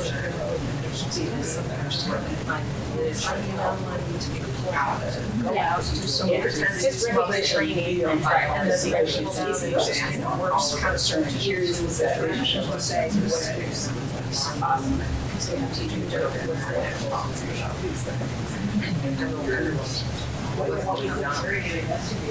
Well, the arms on the computer the computer screen from the we student ergonomic assessments so we got new chairs. I mean, really big so like, but it's hard to ask people just like put that on your face. What do you want? Here's some examples of like things that where you might really want the ones is just that. And the big ones are generally so have you seen this theory of academic A little bit. it's in one of the chapters but it's just a little hard to you want that.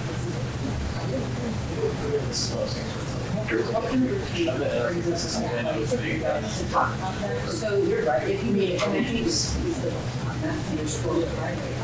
So we did that on the way this was because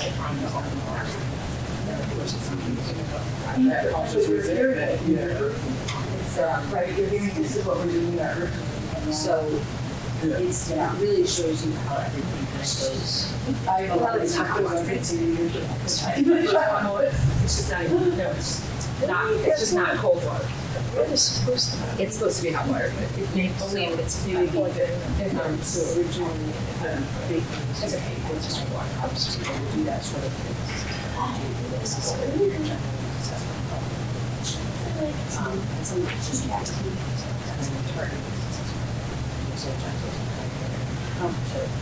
Education strategies, how it's materials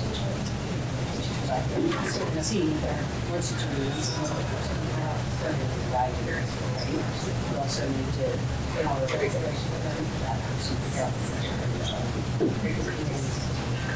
once there's HR say a cost, you know, education. I do HR struggle. Also, we really there are some so they get actually to see trying to serve contractors or something. And they say also they're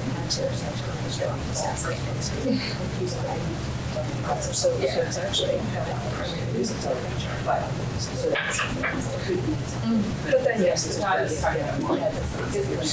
Yeah. Yes, this is how the you have account for the value of because that actually is it's not fair. It's not fair. Do you how I'm teaching all the students 5 or 6 hours throughout the year without any it's not yeah. So well done. When the firing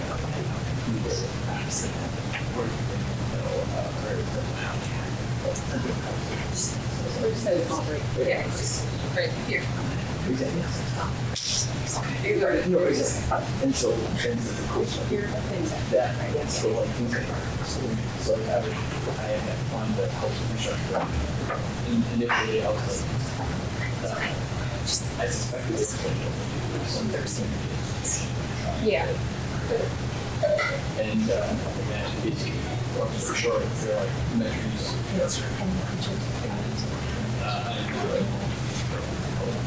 but then when you do this the light stage a new program is kind of talk around it a lot that there's actually a new problem that's executed starting the questions that go like the questions of these is this or yes like what are the things What are the things from current that we need to make?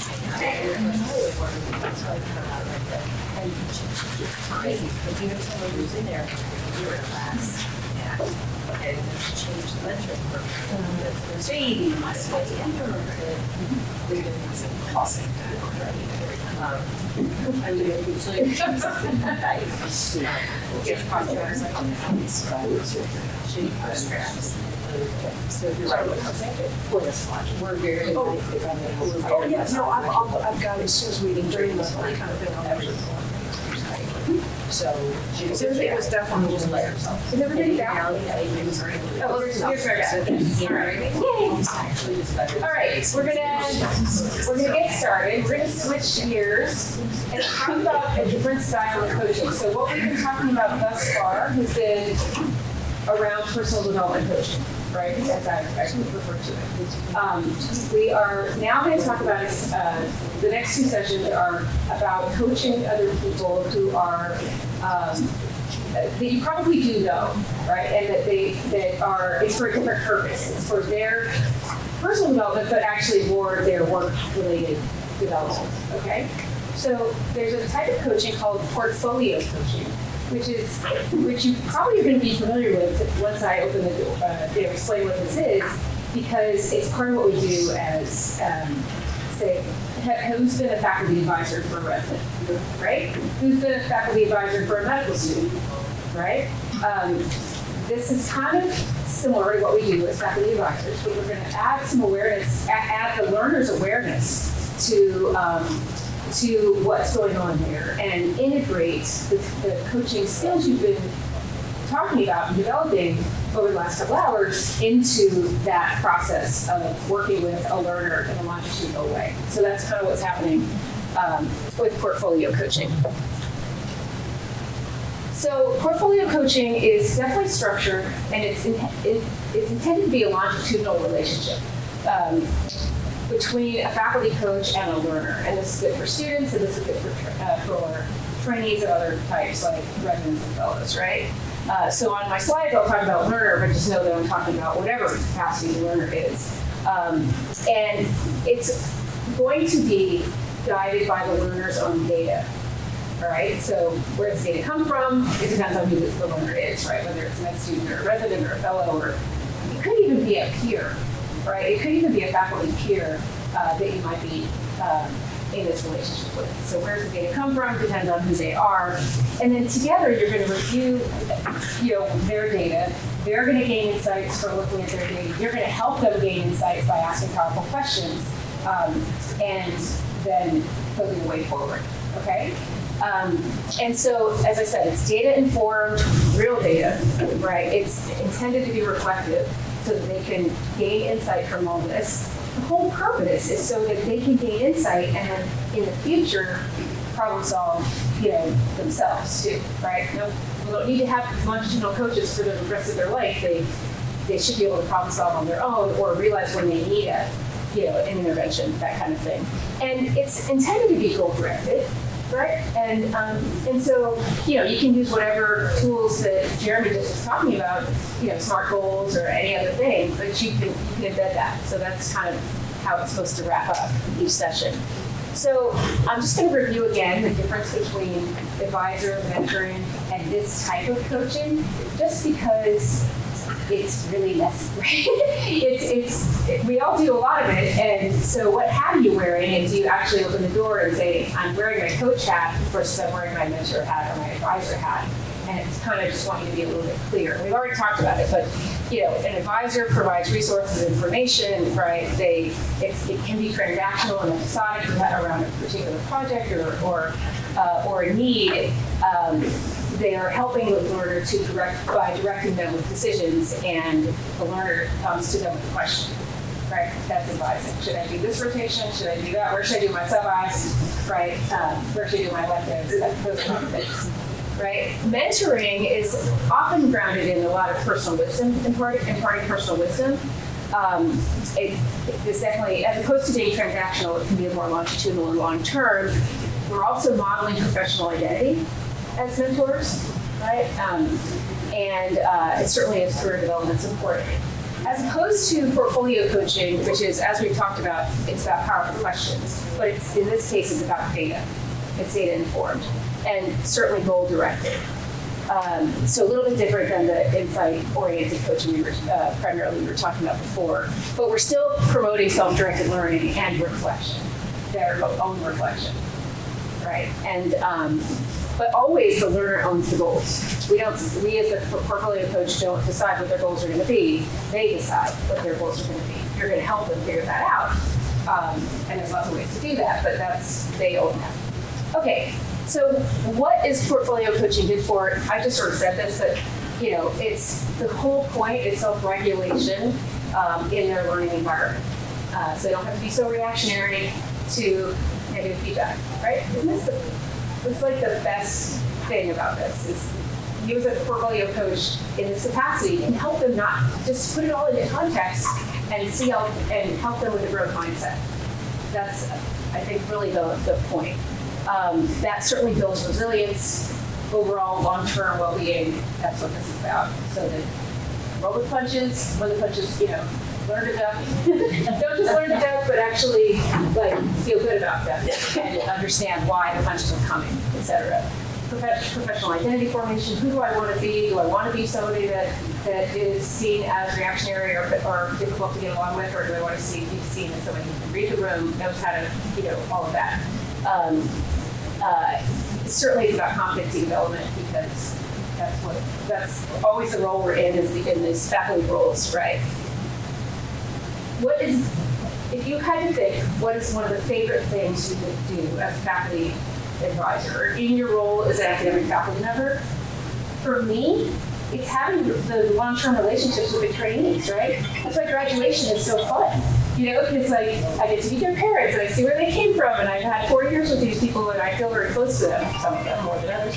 And you know, so you get to build a relationship with somebody in a long-term way that can be really meaningful for you, which I think is fulfilling. Personally, I think that's fulfilling.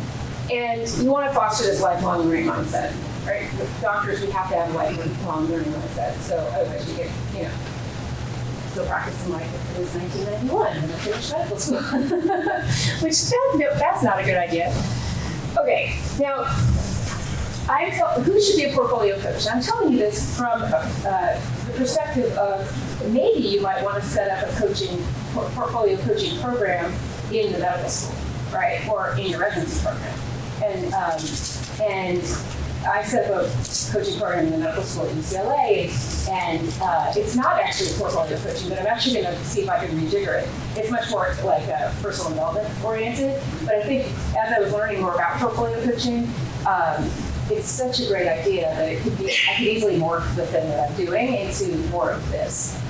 So I'm telling you this just in case you might be interested in setting up a program. So who could be a portfolio coach? Pretty much anybody who is able to be curious, can take off the hat and not be so directive. That's not everybody. Some people can't step out of that role and, you know, I've got to tell you what to do.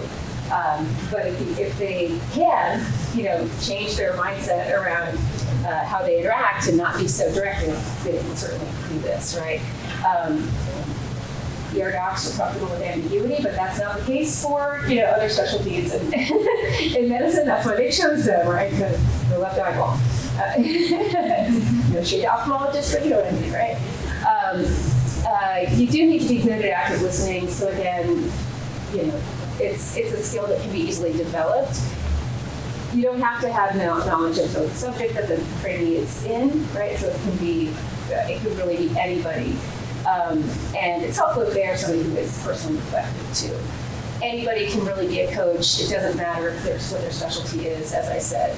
Clinician educators, you know, obviously, but basic science faculty can do it too. If, you know, say you're creating this in medical school, and it's certainly not required to be an expert in learners. But yeah. Yes, is there a distinction between personal development coaching and portfolio coaching? Yes. In your mind, what's that distinction? You said you have a program. Purpose. Yeah. So personal development coaching is largely what we've sort of been, how I think about it is really all about the learner's personal goals, but also about helping them gain insights into how they make decisions, why they make decisions, how they incorporate feedback, or what they do with feedback, learning things about themselves. Okay. It's inherent in other things, in other types of coaching. Portfolio coaching is, but what I was talking about referring to as personal development coaching is not something that's typically data informed. Like their evaluation data, right, or the test scores, or their whatever it is not data informed. As opposed to portfolio coaching is inherently data informed. Does that make sense? Any other questions? That's a great question. Did you end up doing both in all these roles? Sure. Yeah. Sure. They you know, breaking it down, proceduralizing it here a little bit, but when you become a trusted ally or partner with that person, you end up going into all kinds of spaces. Absolutely. So who can benefit from portfolio coaching? This is actually really important. So as we've alluded to, many times the struggling person is the one that the learner who's struggling or the faculty peer who's struggling, it gets referred for coaching, right? We tend to focus our attention on the ones who need remediation. And we are so relieved that the high achievers and the ones who are just, you know, doing fine don't need to take up our time, right? As a program director, you know, you can imagine, right? The 2 of the 20 take up all of your time as opposed to, you know, the rest of the other 18. But actually, portfolio coaching can really be beneficial for everyone, and so it doesn't need to be just the strugglers who get the individualized learning plan. Everybody should get that kind of concept, because we're building self-awareness, right? All learners need to build self-awareness, right? And you know how to translate the feedback into action, etc. And having some accountability for their own growth, right? The strugglers, it's kind of obvious, right, why they could use help with their data and how to assess it. But the high achievers, don't we want them to even achieve more, right? Sure, why not? So they can really explore their deeper motivations, values, etc. through this process. And so it can be beneficial for everybody. So if you're setting up a program or thinking about this, I would advise, certainly it's great for the strugglers, but it's also great for everybody. Yeah. I'm going to skip this because it's a little too, in the interest of time, to sort of the process. So I'm going to show you now some data from a medical student, okay? So let's say, and obviously you can translate this into residency evaluations as well, but the type of data that I had was more conducive to talking about it as a medical student. So Jordan is a MS3 in the main clinical year, and these are Jordan's evaluation data below. So, obviously they're doing pretty well. They're doing just fine, except in the area of communication, interpersonal communication. Okay, so these are just like the averages. So then I've got some more snapshot data. It's a lot of words, but basically there's 4 different narrative comments about they're doing pretty well, except for their, what comes out when you look at this, when you read the narrative stuff. What's the pain point, does it seem like? Right, so communication, specifically they're rushing people, they're not really listening, they tend to interrupt, and the patients as well as their peers and as well.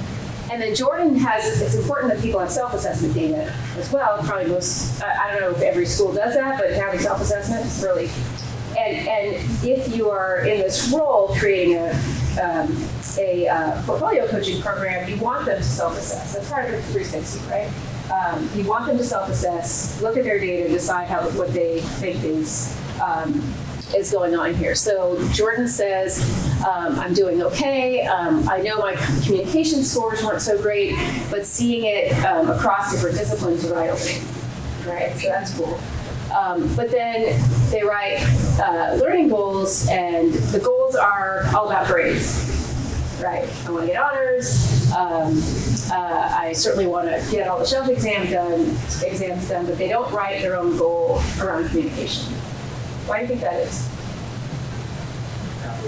They don't know what to do, right? So they're told I need to write goals, and so who knows? So that's what we're going to explore, all right? So we're not going to do this as a large group. Well, we could. So let's just have you guys think about this. So the data shows a pattern across multiple scores. How do you open that conversation without making Jordan defensive? Actually, you know what I'm going to do? I'm just going to read these questions, and then we'll go into pairs and we'll discuss.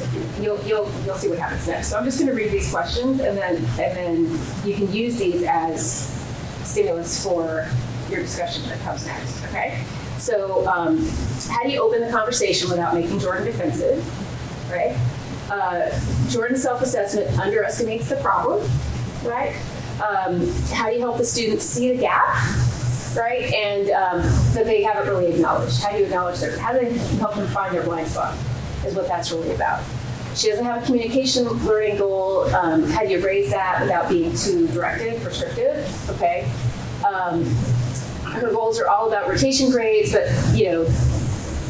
that's not necessarily what the data are showing, where their real goals are, and what would a strong SMART goal look like in communication skills? That might be hard, right? SMART goal around communication skills, but it's useful thinking to think about because what did Jeremy say about SMART goals? They're really helpful in holding themselves accountable, right? So if Jordan really wants to get better, helping her, even though it's hard, create a goal that she can hold herself accountable to, and you as a longitudinal coach can help hold her accountable, could be really, really helpful for her. And she's doing okay otherwise in terms of medical knowledge. The other competencies that's based on her data. All right? Conceptualizing this? Okay. So what we're going to do now is we're going to do some paired coaching practice. I want you to pair up. You can use the same person. This is not about you now. It's about like how to help Jordan. So one person plays Jordan. You're going to have to role model as a student. The other one's going to be the coach, and then I'll put the data back, or I'll put the questions back. Just think about which question you want to try and work on in the first half. Okay, which of those questions? And we'll do that for 5-6 minutes. Practice asking, not telling. You're going to role model. You can be whatever you want when you're role modeling as Jordan. You can be, challenge each other by being, the typical student that you have, that come across, and this generation of learners. Not so great with the feedback. Then we'll switch and we'll try and create a SMART goal for Jordan, because I do think that this situation is perfect for that. It's hard, but it's perfect to try, and then we'll debrief. Yeah? Okay, so I'll put these questions back up there if you want.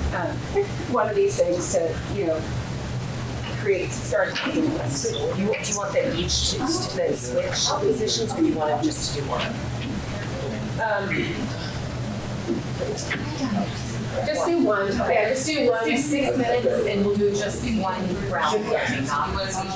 Well, we're going to have this pretty smart goal too. Yeah. So are you going to smart goal with this, or I think if you role play, one of you is Jordan, one of you is the coach for 6 minutes, and then we'll switch for just like a couple minutes, and you don't necessarily have to switch, but switch to the smart goal. Okay. Does that make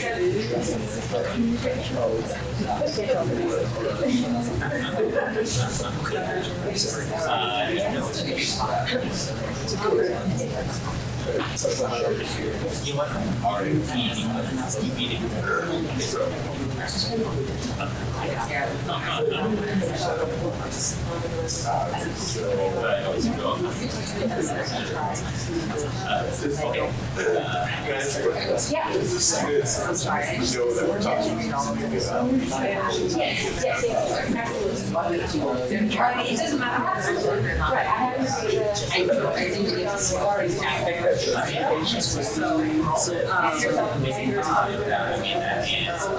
So why don't you open the conversation with all these people? Looking at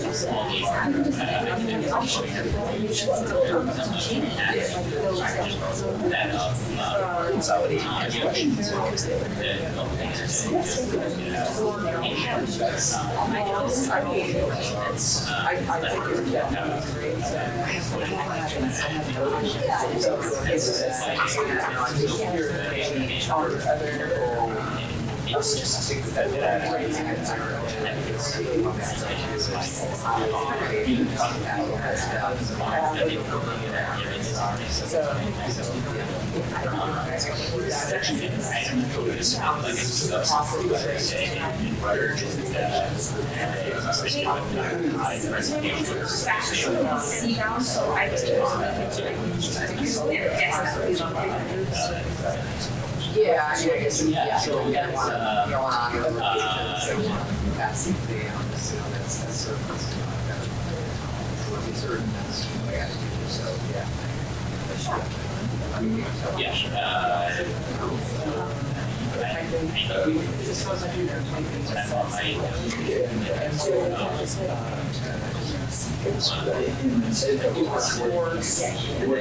to compound the fun.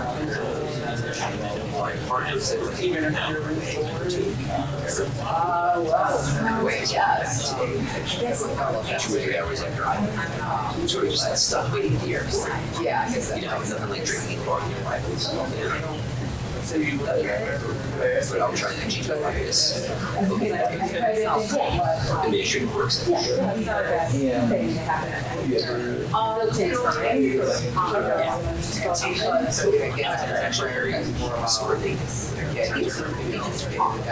Remember, gotta have your be like,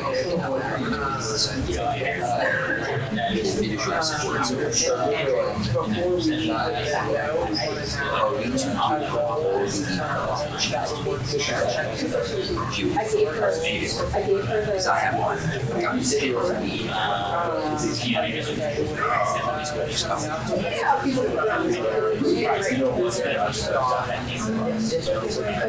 his name's on that. I have not yet had trying to diagnose. So I emailed her to sign on and she said she I can't think about creativity. did you get a sense? So Like, yeah, I guess so. try to eat that over from milk. Yes. I'm not sure one of our values is tell us And I'm definitely that. But I'm happy to sorry.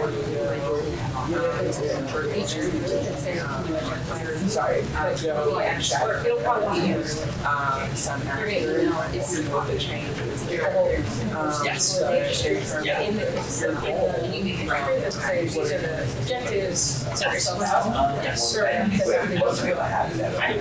They could use it without us.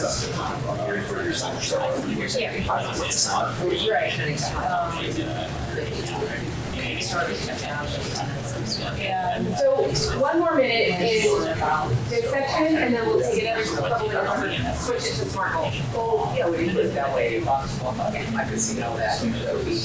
So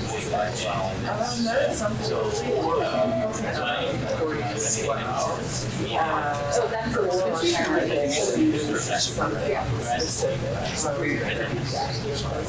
yes.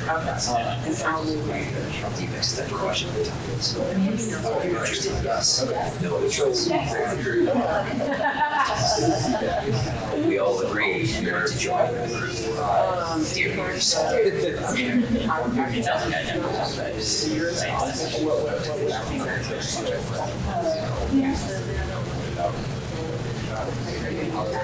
Yes.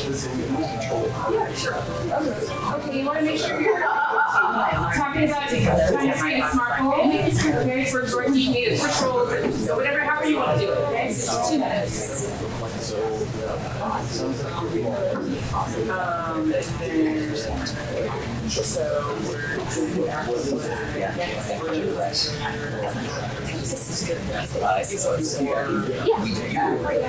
So I really,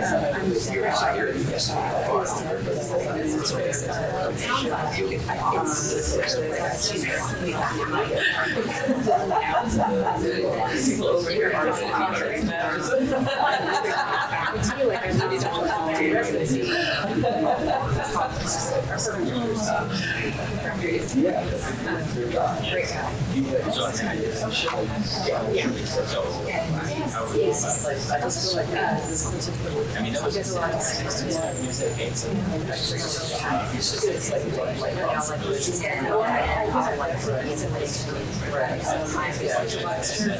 Yeah, so just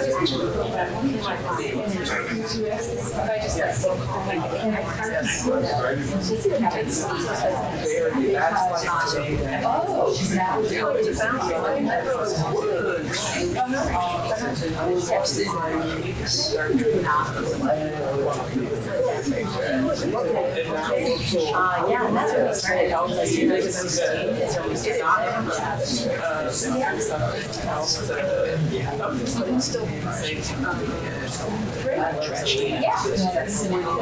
Just smells those nail cigarettes. Yeah.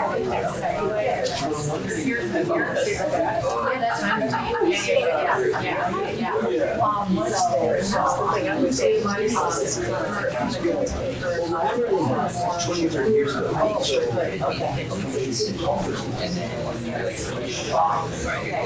It's terrible idea.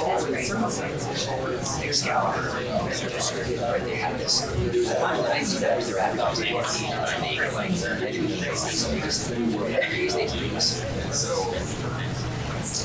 Okay, friends. In the interest of time, I'm so glad to see you're all engaged in doing this. What felt hard about that? What's the hardest thing about SMART goals?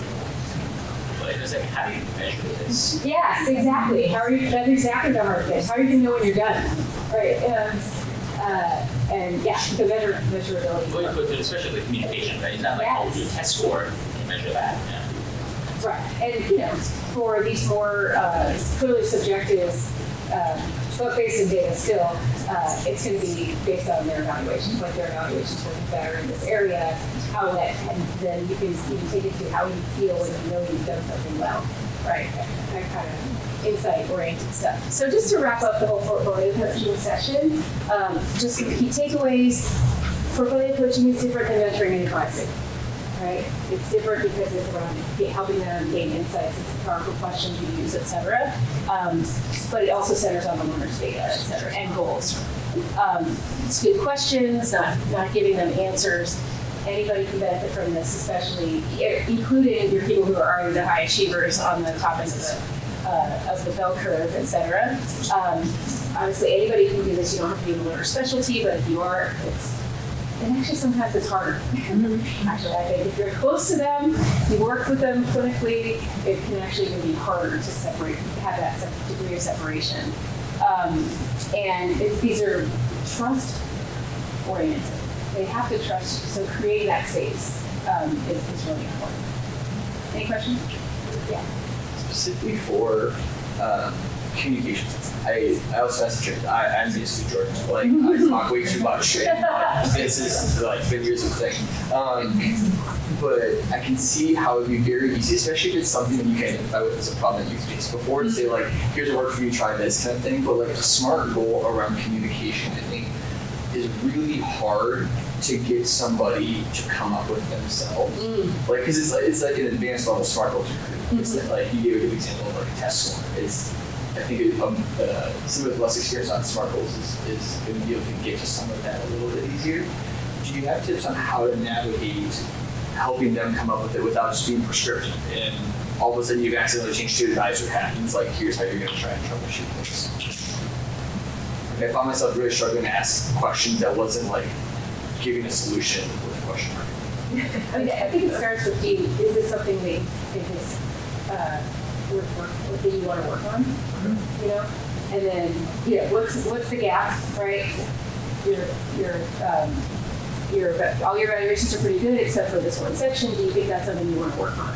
Your obvious answer is going to say, well, yeah, I want us to be better. Okay, well, how do you think you're going to get there? How when you've had challenges, is this the first time you've ever heard this in your life?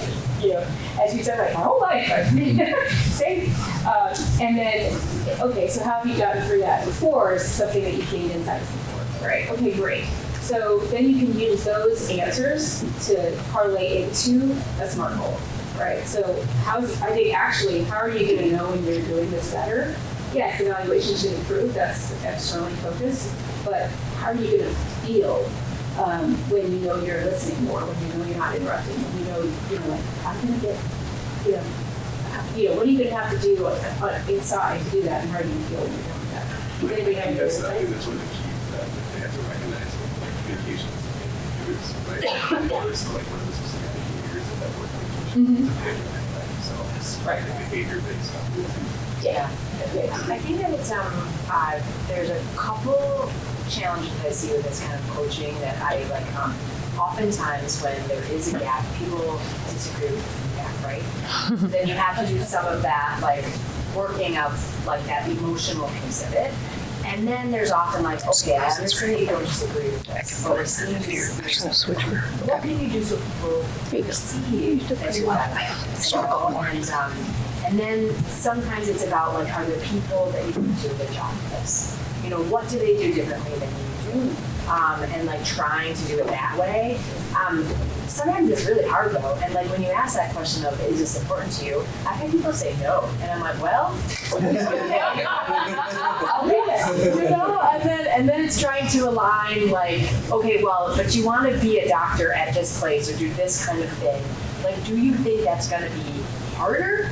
You know, if you're like, if people perceive that you're not good at this thing, and so like trying to like align their motivations with this thing that you know is important. And somebody just can't get them there. And like, that's okay. Then they need somebody else. They need somebody else. Therapist. Yeah, a chair. Program longitudinal, so they may not get there today, Right. right? But you know, you're going to meet with them on some semi-regular basis. That's going to get maybe over time. Careful. I'm tripping on a carpet. Training do your portfolio coaches need to oversee, or what do you recommend? Because this doesn't sound like someone who's going to go into a ICL coaching program. Yeah, you know, I mean, this is, any faculty can do this, right? They just need to understand the directive. They need to understand the assignment. Okay. Yeah. And I don't know if you have. Yeah. More experience in this than I. Yeah, we any new coaches coming on, I do like a expanded version of what I did in that first half hour of like, these are core coaching skills. Yeah. Oh, I'm so sorry. I know, really sorry, like, yeah. It was really like, you know, these are the different roles that you might have as a faculty member, coach, mentor, advisor. You're probably going to be wearing all these hats a little bit when you're doing portfolio coaching, but this is what coaching is. And then really walking through, like, these are some of the sort of micro skills of coaching. Active listening, being present, using questioning, things like that. And then that's all I did for the portfolio coaching piece. And then we talk about this is what portfolio coaching is. We have them practice on readability identified student data. When we're having, we have like monthly voluntary faculty development sessions, and they often bring like challenges that they're having. Once in a while, we'll have some brave students come and do demonstrations with their coach in front of us, which is really cool. And so this is like something that is like a core faculty can absolutely do this. So they don't get any buy down. I mean, I'm just anticipating questions that people will ask me. Yeah. No buy down. I try to align it with it depends on the context. Like, so with my faculty in the coaching program, it's part of their clinical skills, so it's like embedded in that with the medical students. Yeah, same in my student coaching program. And then in the for the residents, it's one of the responsibilities of the core faculty. So that's nice. And some places also do it. They just train their APPs to use this approach in their meetings. Which is a great place to start. Yeah. I love the core faculty. Yeah. It's a good skill to have for everybody. I just had a question about the frequency with which you meet learners. So our coaching program, basically what we do is, I inherited why I'm here is sort of so we would basically have the semi-annual with the RLT, and then so then they do their coaches in the other 2 quarters. So like they're meeting 4 times a year with some sort of coaching, and it's 2 with us and then 2 with the faculty member that's not on the RLT, and also not necessarily core faculty. And so I'm curious in your experience what the frequency of which you've been clearly teaching learners is. I mean, I think 4 times a year is great. In the exactly same model, twice with their AD or whoever is assigned to really look at their data, and twice with their advisor, whatever it's called, the coach. And I think that works well. I mean, the trainings only have so much time. Yeah. Right? If it's hard, Yeah. if there's, I think with effective coaching, you're probably needing monthly. Yeah, I mean, it's depends how you do. But I think I'm more like every 2 weeks. Yes, for that. Yes, for that, because like one of the residents that I'm coaching, I said, I feel like if we only met twice a year, almost a quarter, it's like, this is for me coaching, and there's no, maybe just going backwards. I would feel like there's no, even meetings, trying to meet with them every 6 weeks, I feel like we're sort of starting over, but we're regressing a little bit, and then we're trying to move forward. It's like, so I don't, But I There could also be some interim ones in between. You could be reminding them. Sometimes when there's longer distances, if you send something that you before, Right. here's your practical work, this is what you said, or something, is that will actually come a little bit more? Other forms of check-ins. Yeah, it's interim self-directed work or on their own time. Okay. We do ours quarterly, so I'm Sarah Williams, nice to meet you all. I have several roles. I'm a professional coach, I'm ICF certified PCC, and I lead our Institute Stanford's initiative on democratizing coaching throughout the arc of MedEd. So we do work for UME, GME, and augmented faculty development across specialties, and both at Stanford and nationally. And my roles when I'm actually out at home is that I am a recovered program director. So I was the residency director. And then I leaned into the part of being a PE that I love the most, which was the coaching piece. And people kind of make decisions for themselves that lined up with their why, right? And help them kind of figure out a strategy for making that count in an academic space. And we now have a residency wise coaching program, so we have 60 residents in our coaching program. And it's a required part of their program. We have a med student facing coaching program for our sub-Is come through. And we also have integrated coaching into our faculty mentorship programs so that our faculty are getting some element of coaching. So we're trying to kind of acculturate the department into this kind of way of thinking. And I do at-risk coaching at an institutional level. So for residents and fellows who are struggling, they refer to me for at-risk coaching. So I kind of do bits and pieces of all of this. What we're going to talk about in this mini session is now through the lens of, all right, so all of you are emergency medicine. How many of you still work clinical shifts? Okay. How many of you are on the hook to give real-time feedback on those clinical shifts to residents, to fellows, to medical students, to faculty? Right. Okay. Right. So this is for you. This part is for that. We're gonna describe one in the moment coaching framework that you will start using every day, right away, potentially right away. Think about how you're going to apply this tool to clinical skills training during the next shift. So that's kind of getting meta with you, and accountability that I would pitch out there for you all is to think about how you'll actually try this next time you're working clinically, and hold yourself accountable to that. Give it a go. And maybe even signpost to your learners. Listen, I just went to SAEM. I learned a new technique for giving feedback. I want to actually try that. I might not get it right, but that's where this is coming from.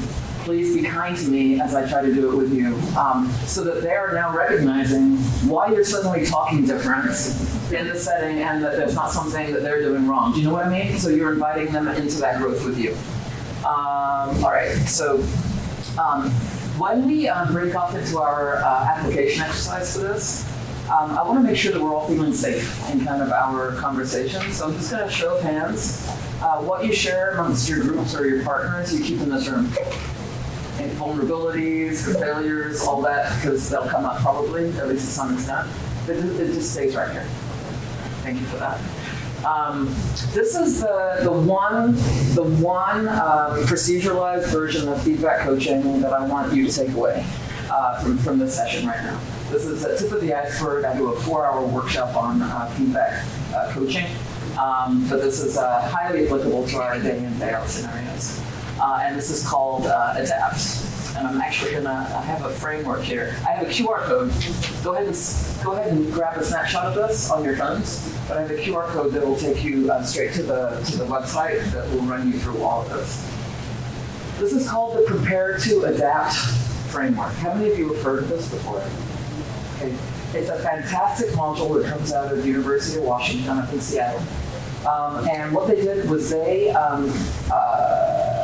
put this into their learning climate. So what they did was they did an entire faculty development program on ADAPT and basically set the expectation that if you're going to be rotating through our department, this is what you should expect as a learner, and this is what you should expect to do as a faculty. And they gave basically people a version of ATLS for feedback conversations. And so everybody knew what their role was in this kind of feedback conversation. Now, many places haven't done that kind of intervention for feedback culture, but I invite you to think about how you might do something like that at your places. But first off, I recommend that you try it yourself just to see how it feels, and imagine how you might scale it up. So on the website that you'll see, there's a learner-facing module that basically trains the residents and the med students around what their role is going to be in asking for the feedback, right? And when they even do it during a shift. And there's a module on how to do it from the faculty-facing perspective. So everybody expects it, so nobody's surprised, and it becomes normalized. So it's called prepare to adapt, and people often just call it adapt, but the prepare to piece is the critical piece, because the rest of it will fall out from there. Right? So the prepare to piece is, hey, and I'll give you an example of how I do that on shift, and it's changed my life. Because any of you get to the end of a shift, and then the resident or the med student comes up to you and they say, do you have any feedback for me? Yeah, every day, every shift. Yes. Every day, every shift. And when do they do it? Right before you sign up, right as you're signing out, and they don't even know what's going on in your head right then, right? They're basically saying, what's essential to them is that they want to make sure that they left a good impression on you, and they've been told they need to go get feedback, and so they're being due diligence. But you are thinking about the trauma that's going to come in, you're thinking about that consult, you're thinking about the fact that you're going to have to do, there's going to be a safe report that your nurse told you that they're going to file as a complaint. You have all this other stuff going through your head, and then they come up to you and you're like, and all you can remember is how they made you feel.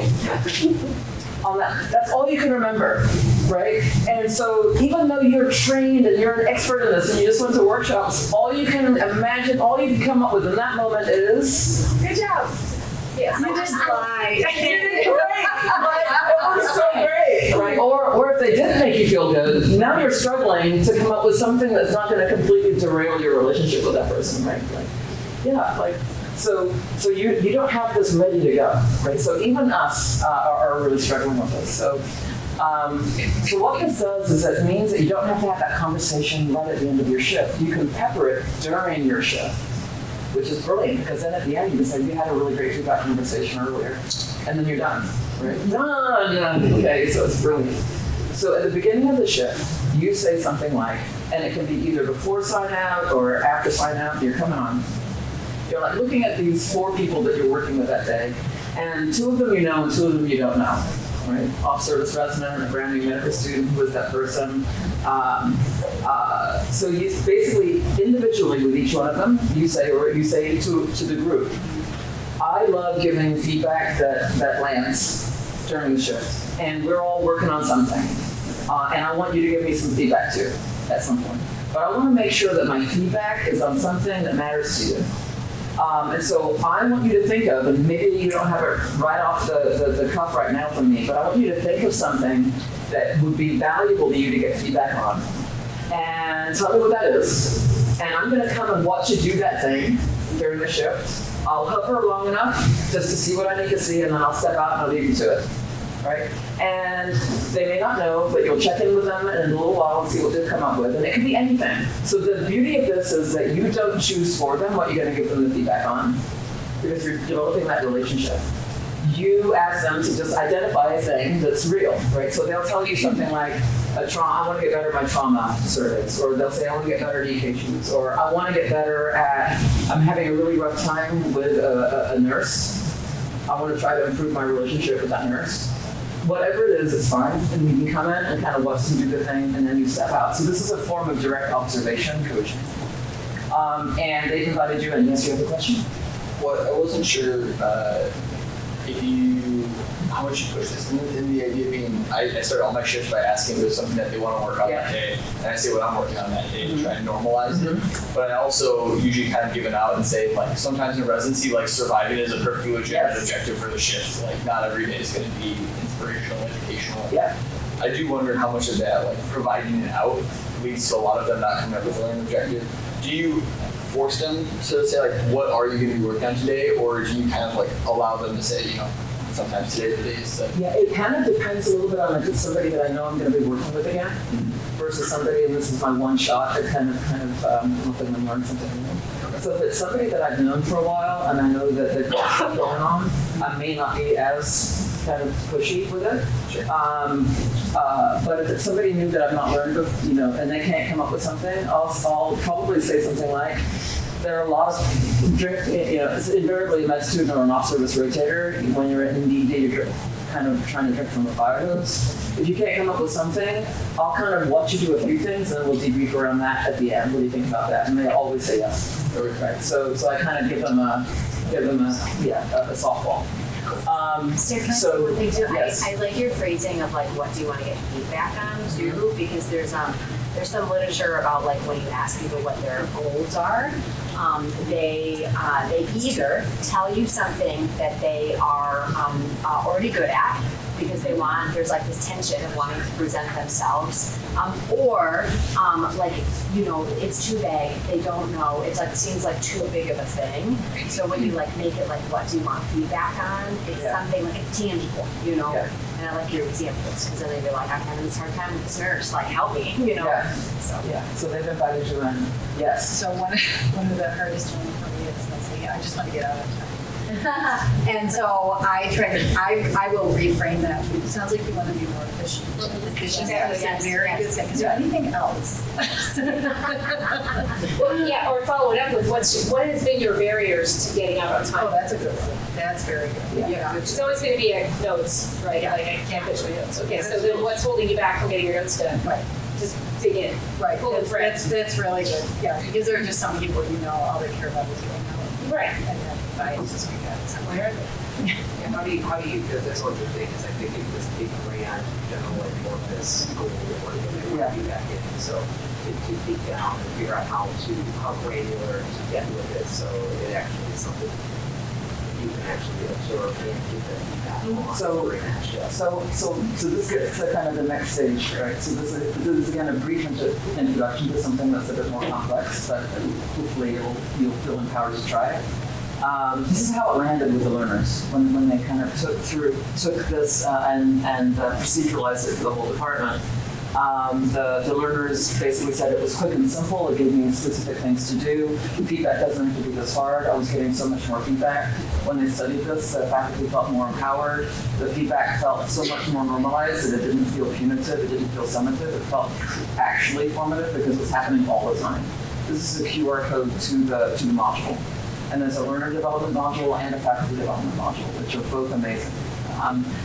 So the adapt part spells out ask, discuss, ask, and then plan together. That's what those letters mean. But I'm going to kind of make it even simpler, right? Even simpler than that. With that ask number one, so you kind of watch them do the thing, and you've seen too much. It's like, hey, once you've seen it, you can't unsee it. It's like, okay, well, that was a lot. And then you step out and you think, okay, what are maybe 3 things that I'm going to focus on that I saw there to try to kind of narrow it down for the conversation. So my first ask is, how do you think that went? How do you think that went? And then I listen for their insight, right? So they'll tell me how they thought that went. And sometimes they'll be so hard on themselves that there's nothing more I need to add. Right. In fact, my role in that space may be to kind of lift them back up again and normalize for them how difficult this is. If they thought it went great and it did not, then we kind of we have that first discussion, and then you get to do ask number 2, which is any questions about what we just talked about. But in that conversation, you can now say, may I offer a couple of observations that I had, because I'm curious about a couple of things, right? I noticed that during that trauma recess, we didn't get to the pass again. I'm curious about kind of what your thought process was there, that we didn't do one on that particular case, right? Instead of saying, why didn't we do a pass again? Like, what were you thinking, right? And then you start getting their insight into what was on their mind that they didn't do the thing, right? And so sometimes they have a really good reason and sometimes they don't, but it's opened up that question without being judgmental. Because you're focusing on, I noticed this happen, what was going on for you in that, right? So then they can tell you. So that's that ask number 2. And then like you have this conversation, this takes maybe 3 minutes to have this conversation, 3-4 minutes. And then what are we gonna do, the plan together piece, what are we gonna do for you to kind of make progress on this on your own terms between now and next time we work together? Or what's the thing that you're gonna take away from this rotation that you're gonna read? And you have a couple of things lined up for them that they're gonna do. What are you planning to do next time? What's your learning plan? All right, so really helpful when you're not the only one doing this, okay? But you can still be the only one doing this, and it works really well. They just get to know you as the one that does this. And I will share a funny anecdote. We have time for my funny anecdote. We have this column in our trauma bay where you don't know that there's somebody on the other side of it. I don't know why they designed it this way, but they did, right? And so I gave my spiel, and there was a new med student there, and one of my regular residents. And then I left the room to go check on a sick patient, and I came back into the room, but they didn't see that I'd come back in. And I heard the med student say, "Is she for real?" Yeah. And then I was like really trying to get up to the column, right? Because I didn't want them to know that I was actually back in the room because I didn't know what the resident was going to say. And the resident said, "Yeah, she's for real. You can legit like tell her anything, and she'll give you like real feedback, and you don't have to worry about your grade." And I was like, and they're like, "Wow, okay." And I was like, and then they kind of walked that way. And I kind of went around the podium, but it was so you can have your own culture and become known. Yes. So here's an example that you did that was like, if something that was not great, so what if they knew something that was good? What if it was great, right? It's like, it went through the resuscitation, it's like, oh, whatever was that name, and it went well, and you thought it went well. Where do you go from there? How do you add to that? Besides just like, oh, well, yep, but I agree, then let's move on. Yeah. So you're asking if they did do a good job with something, kind of where to go from here. Yeah. You can ask them when you're in a situation where you're with a patient sicker, or when you're in a situation where that patient doesn't have. If you were in a setting where we didn't have that backup, then what would you do? You can come up with all kinds of what-if scenarios to make things juicier. What I find is usually there's something that they didn't do that you can lean into. But we're going to take you in a couple of scenarios now for you to kind of play around with this to conceptualize this for yourself. So the first one. Quick question. Yes. What do you do about it? Was all this basically it's all asking them to do better, right? So what do you do about the vulnerable learners, the ones that crumble and are crushed? Even when you're doing with love, even if you're doing, because I know you're trying to like get buy-in and you're asking them what you want to get feedback on it. They'll tell you something, but do they really want to get feedback on that? Or when you say that, are they going to just like really break down crying? Which it's happened on more than one occasion, and that's where it comes back to like you're trying to give the positive feedback and negative. And I get it. This all needs to be like constructive, better feedback. But what do you do a recommendation for the more vulnerable learners, or even this kind of stuff with grace, with acceptance on the part of the learner, they still crumble? So that's a huge question. That's a 15-minute conversation to answer your question. I'll say to give you a quick answer. Use your situational awareness, like in the moment, as to assessing whether or not the learner is ready to receive that. Right? They may not be emotionally ready to get that feedback right now. But that doesn't mean that the feedback conversation shouldn't happen. It just means that it shouldn't happen then, right? So I have a Calendly scheduler that I've set up for myself, and I have 15-minute, 30-minute, and 45-minute, and an hour-long meetings. And I'll say, I want to touch base with you about something really important that happened on that. Once you've had a chance to rest, here's my Calendly, book an appointment with me, and we're going to talk. And then we have the conversation separate when there's nobody else around, when they've had a chance to rest and reflect. So we have the conversation, but we have it at a different time. And whatever works for you, you can kind of set up that way. But kind of if your gut's telling you now's not the right time, now's not the right time. But that doesn't mean that it never happens. Because what I see happen all the time is then that conversation never happens. Be the one to have the conversation. let's do one exercise with a deck, just in the interest of time.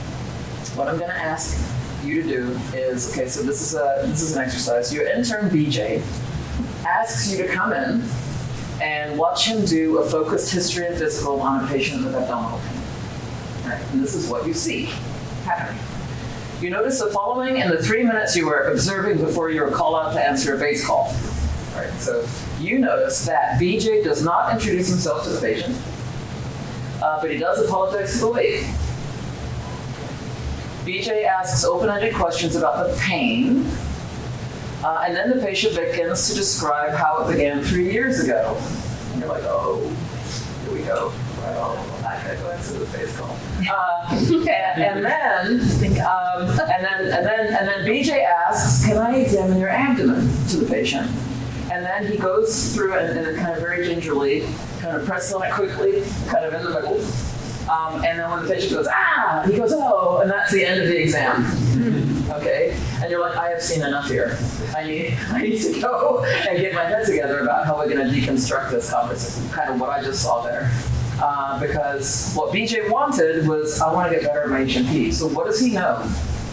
He knows that he wants to level up in it, and you're like, yes, he does, right? So I'm going to ask you guys to, in your small groups, have a conversation about how you would have an adapt conversation, what that ask, discuss, ask, plan together might be for this particular case. You feel good? Yeah. All right, and go. Role play your team solve. Team solve. Sure.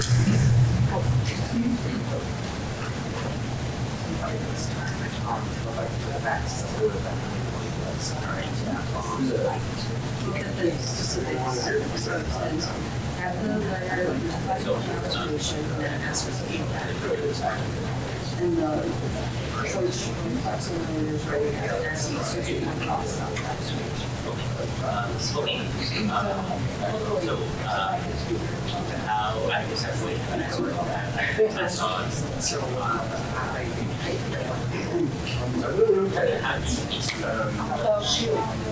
You know, I got. Yeah, the phone out there. Absolutely. Oh, yeah, that's, of course, it's always a risk, yes, yes. Right, well, that's it.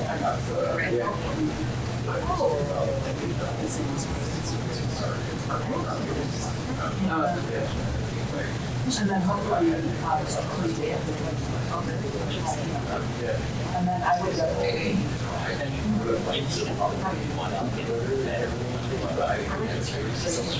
I'd like to retire, but I use it. Yeah. I was assistant to you.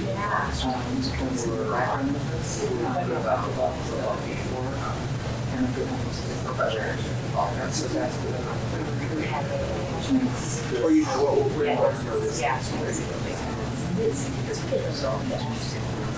Yeah.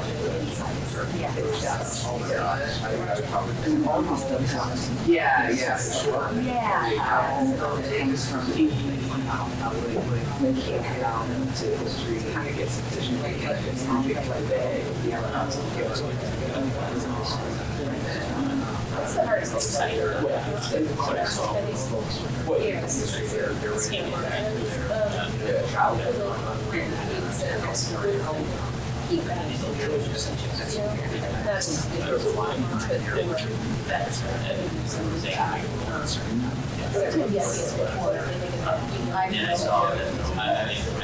I don't know if it's guys, but I will eat a lot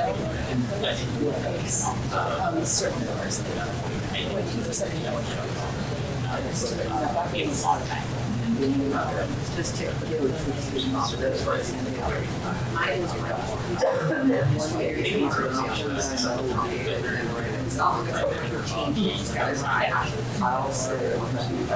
somebody else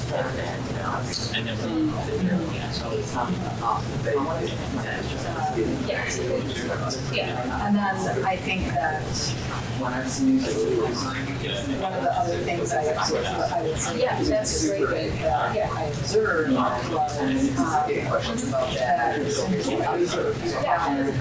saw that Feedback is something on what are your thoughts and Possibly.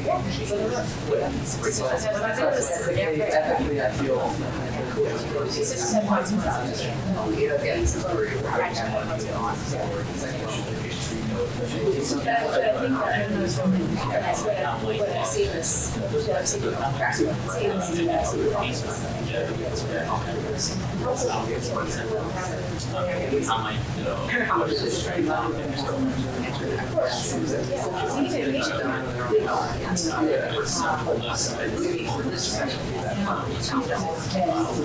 I feel like the answer should be, what do you think? You know, and what do you think? What do you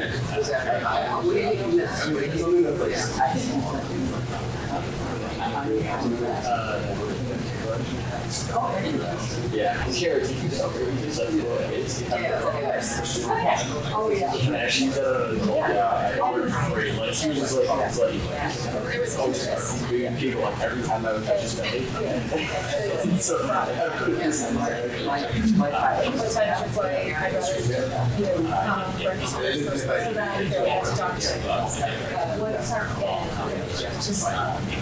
Clearly demonstrates.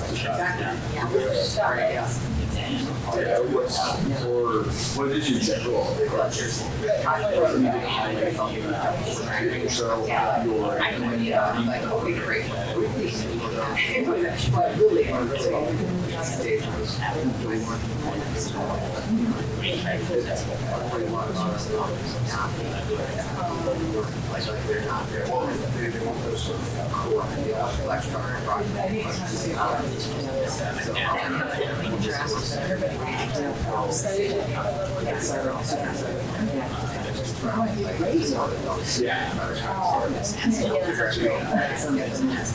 I am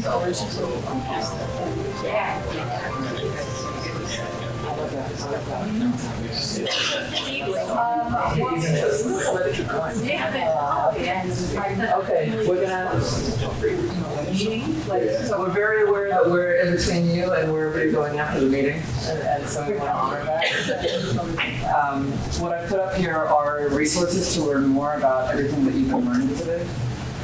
The first one is on the Coach Me programs that are available to faculty anywhere. The next is the AMA coaching resources. So many of our panel are leadership on those initiatives. So a huge amount of resources there. And then there's also some fantastic resources from ACGME on direct observation coaching and that model. And so these are places that you can go to learn more. But I'd love to hear kind of what struck you from your table conversations around kind of how to apply adapt in this case. Yeah, I was definitely looking at this. I learned this as other programs like ask, I'll ask. Yeah, So it's very similar. It's a very exactly. And it was like ask as about with something very similar. And the steps are very similar. I know when I did it was very when I first went I would struggle to adapt that. It was the things were kind of nebulous and so the asking and second stuff. Yeah. It's the tell versus discuss. Right? That's some of the tension. Right? Because sometimes we do feel compelled to have to tell them something that they may not be ready for, but framing it more as a discussion, like I think that's the big difference between the ATA and the they have more power in the conversation and more choice about the topic. Yes. Do you have a framework for approaching discussions on shift? Meaning, I feel like it's convenient oftentimes to ask class because it can be like, do this different next time or not, versus like discussion like that can take a while. So do you have like when I generally do these discussions, I make sure to do like step A, B, C, and that usually kind of gets us where we're going in an expeditious manner versus you don't have time for a 15-minute coaching session. I try to limit it to two or three takeaways from any particular observation. Like if you come up with a couple of things that you're going to talk about, that's funny. Otherwise, it's going to come up hours, and you realistically don't have time because you've got trauma, you've got therapy, you've got stuff. So be kind to yourself and limit yourself to about 3 minutes for this conversation. And if they're that into it, then there's an opportunity there to follow up with them next time you see them to kind of follow on and build on what just happened so it can become a longitudinal discussion. Sure. Yes. Do you use your Calendly next up for someone who's like, that went great? with zero insight to, because I feel like a lot of that. If it went great and it did go great, no, but I mean, no, this but case. if it went great and it didn't go great, then I will. Yeah. If You know what I mean? Like, if it's something, if it's not important, if this is not going to be the derailer, then I won't mess it. But if this is one where I'm like, oh my God, this needs to be This a is the person that's about to get crushed, but it's the person that's the one where I'll say, hey, listen, I'd love to talk to you more about this. Yeah, okay. Right? And do it. So I can't do that. Right. But I will when I sense that's the one do that. That's a good. So we want to do a Q&A? Yes, we have Q&A, and if you would take the time to do the evaluation, because this is the first time that we've done this as a group together, so we really would appreciate your feedback on what we're doing. So just for open for questions. Do you have questions? We've been asking them all along. Yeah, and so you may not have been like, okay, I'm getting bored. Hey, I want to talk to Meg because I want to create a portfolio coaching, or I want to do that. So whatever you want, we are available. I mean, I did ask you to put a pin in that sort of, I think you are trying to ask at getting these people that you feel you're trying to do this coaching, but they don't have the insight. And have we sort of gotten you a little closer, and you still have some questions, and then questions from everybody else as well? It feels like the technique that I'm thinking about is the sort of motivational interviewing piece, and then trying to figure out, and people all went back to like first difficulty and getting them to identify a motivation or some reason to change, right? And so I'm always curious to hear from you all as experts about tips and tricks you use to try to get that resident to have a light bulb go off and realize why this is important for them as well. So we went from being an opt-in program in coaching to a required program in coaching. So at the beginning of our residency coaching program, we had two sets of people who would lean into the coaching opportunity. One were people that had read all the literature on coaching. They were like, yeah, I want to be like a chair and my executive coach and level up as quickly as I can. And then we had the other group that were voluntold to go get some help because if they didn't, they may not succeed, right? So we had the bimodal group. And they had such great outcomes and success in that we wanted to fill in the middle. Like we wanted to democratize it across the entire group. Right? And there were a whole bunch of people. It's like when you take a course from an elected course to a required course. You have people there that don't want to be there, right? And so navigating that group that doesn't want to be there is a tricky thing. And it never happens in the first meeting. And it may not even happen in the second meeting.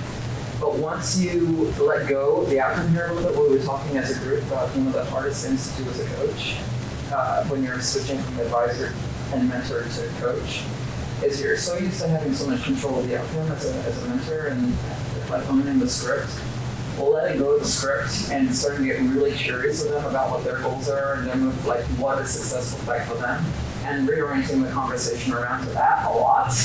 And then once they start kind of realizing that they're making progress towards that thing, then their activation energy for other things tends to come down. So I have faces of people in my mind that were like, why am I here right now? I'm like, this is like silence. And I'm like, oh, this is really painful. To what ended up happening later as they trusted that really, honestly, I wasn't a grader, I wasn't an assessor, I wasn't that, I was something different. And it happened. So you can't make it happen like right away.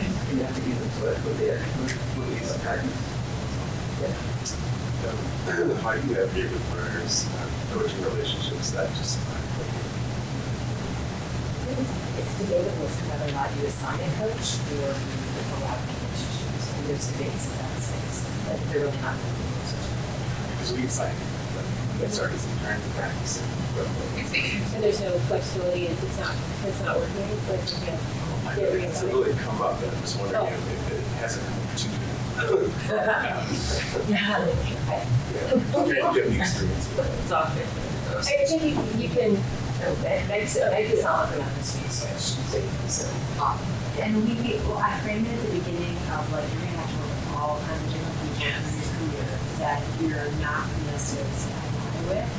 And that it might be like mentoring like this space when you pick somebody that you more kind of inspired to be like. I have had in the 10 years I've had 2 people that we've had to switch because they were like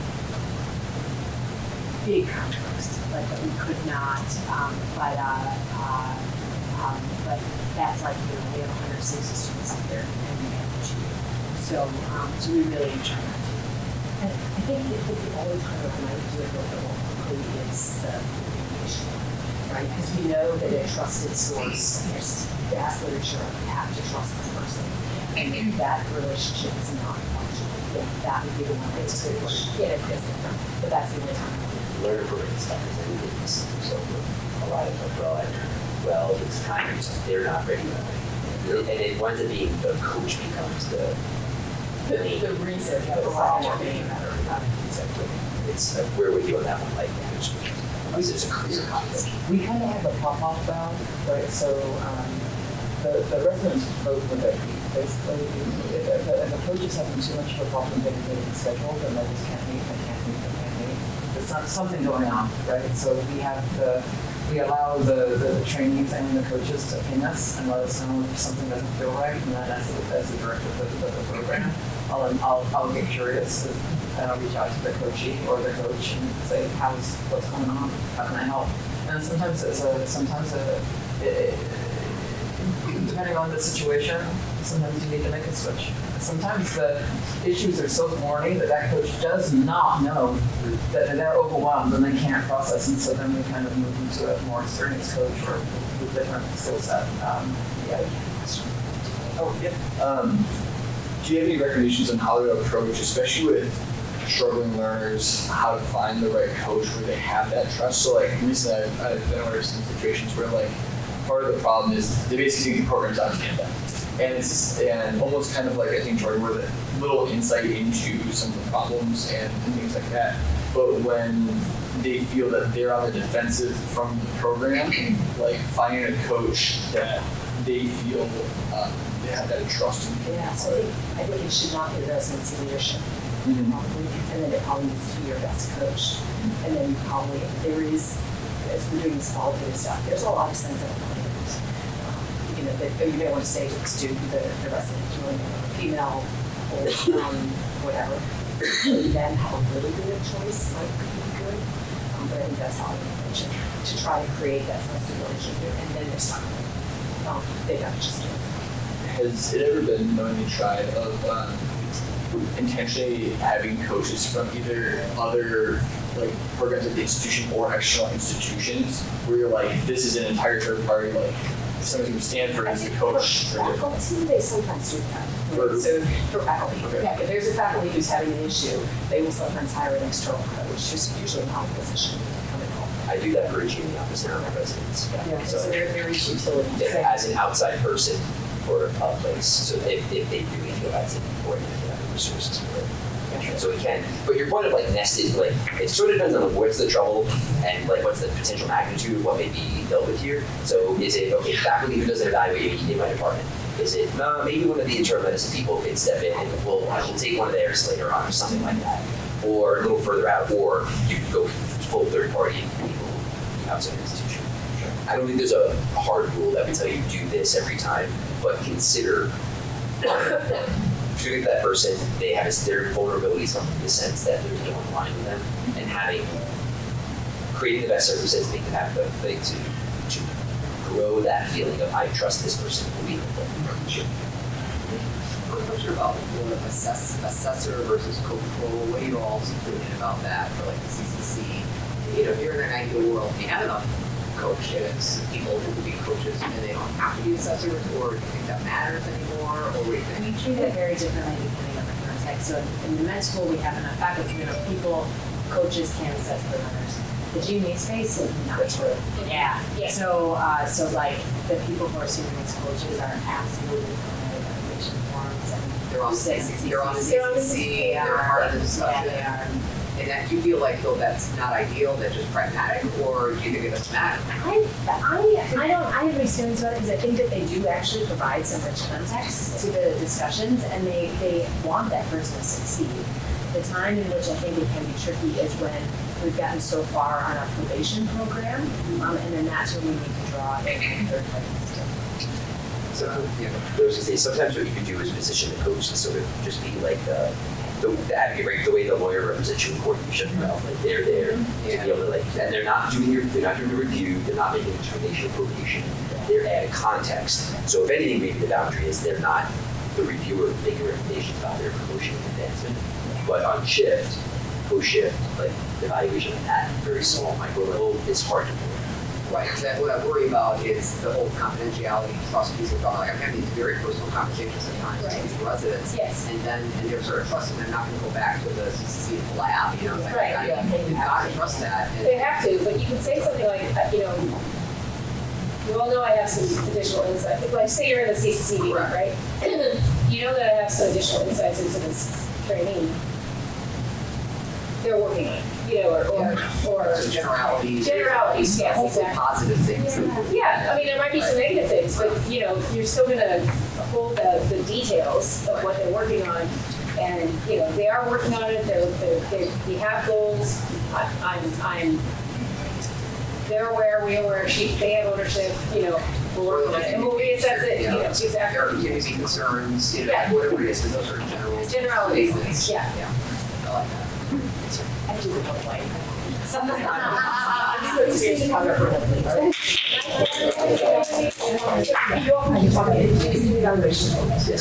Yes.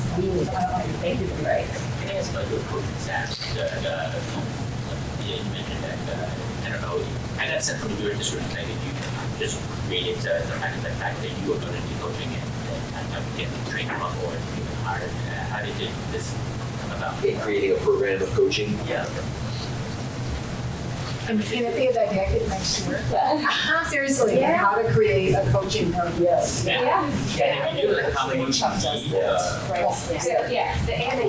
But then, so how do you like? Yeah, how do you build a program? How do you build it? Well, I recommend that within the, so one of the courses we do in our certification program is how you gonna build the programs, right? So we have For Stanford. we have a workshop where faculty come in and they're like, we want to build a program, like, can you think through kind of why? Like, what is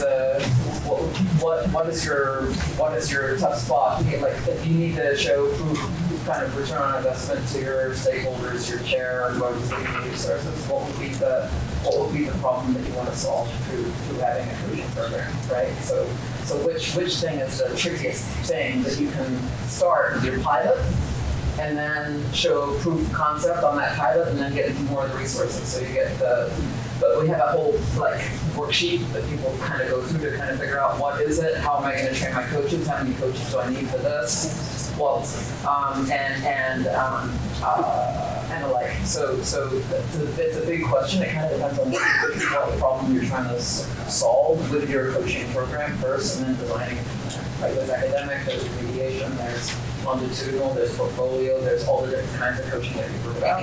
Like which one feels like that would be the place to start with your own shop? I'm going to pause this here just because we promised we'd let you guys be done early. Please feel free to leave. We're also here for a few more minutes if you guys want to comment, ask a question. But thank you so much for saying this. It's so nice to hang out with you guys. Please email. If you want to see what could help, like this truly was a first stab of like we think this is Please make us a didactic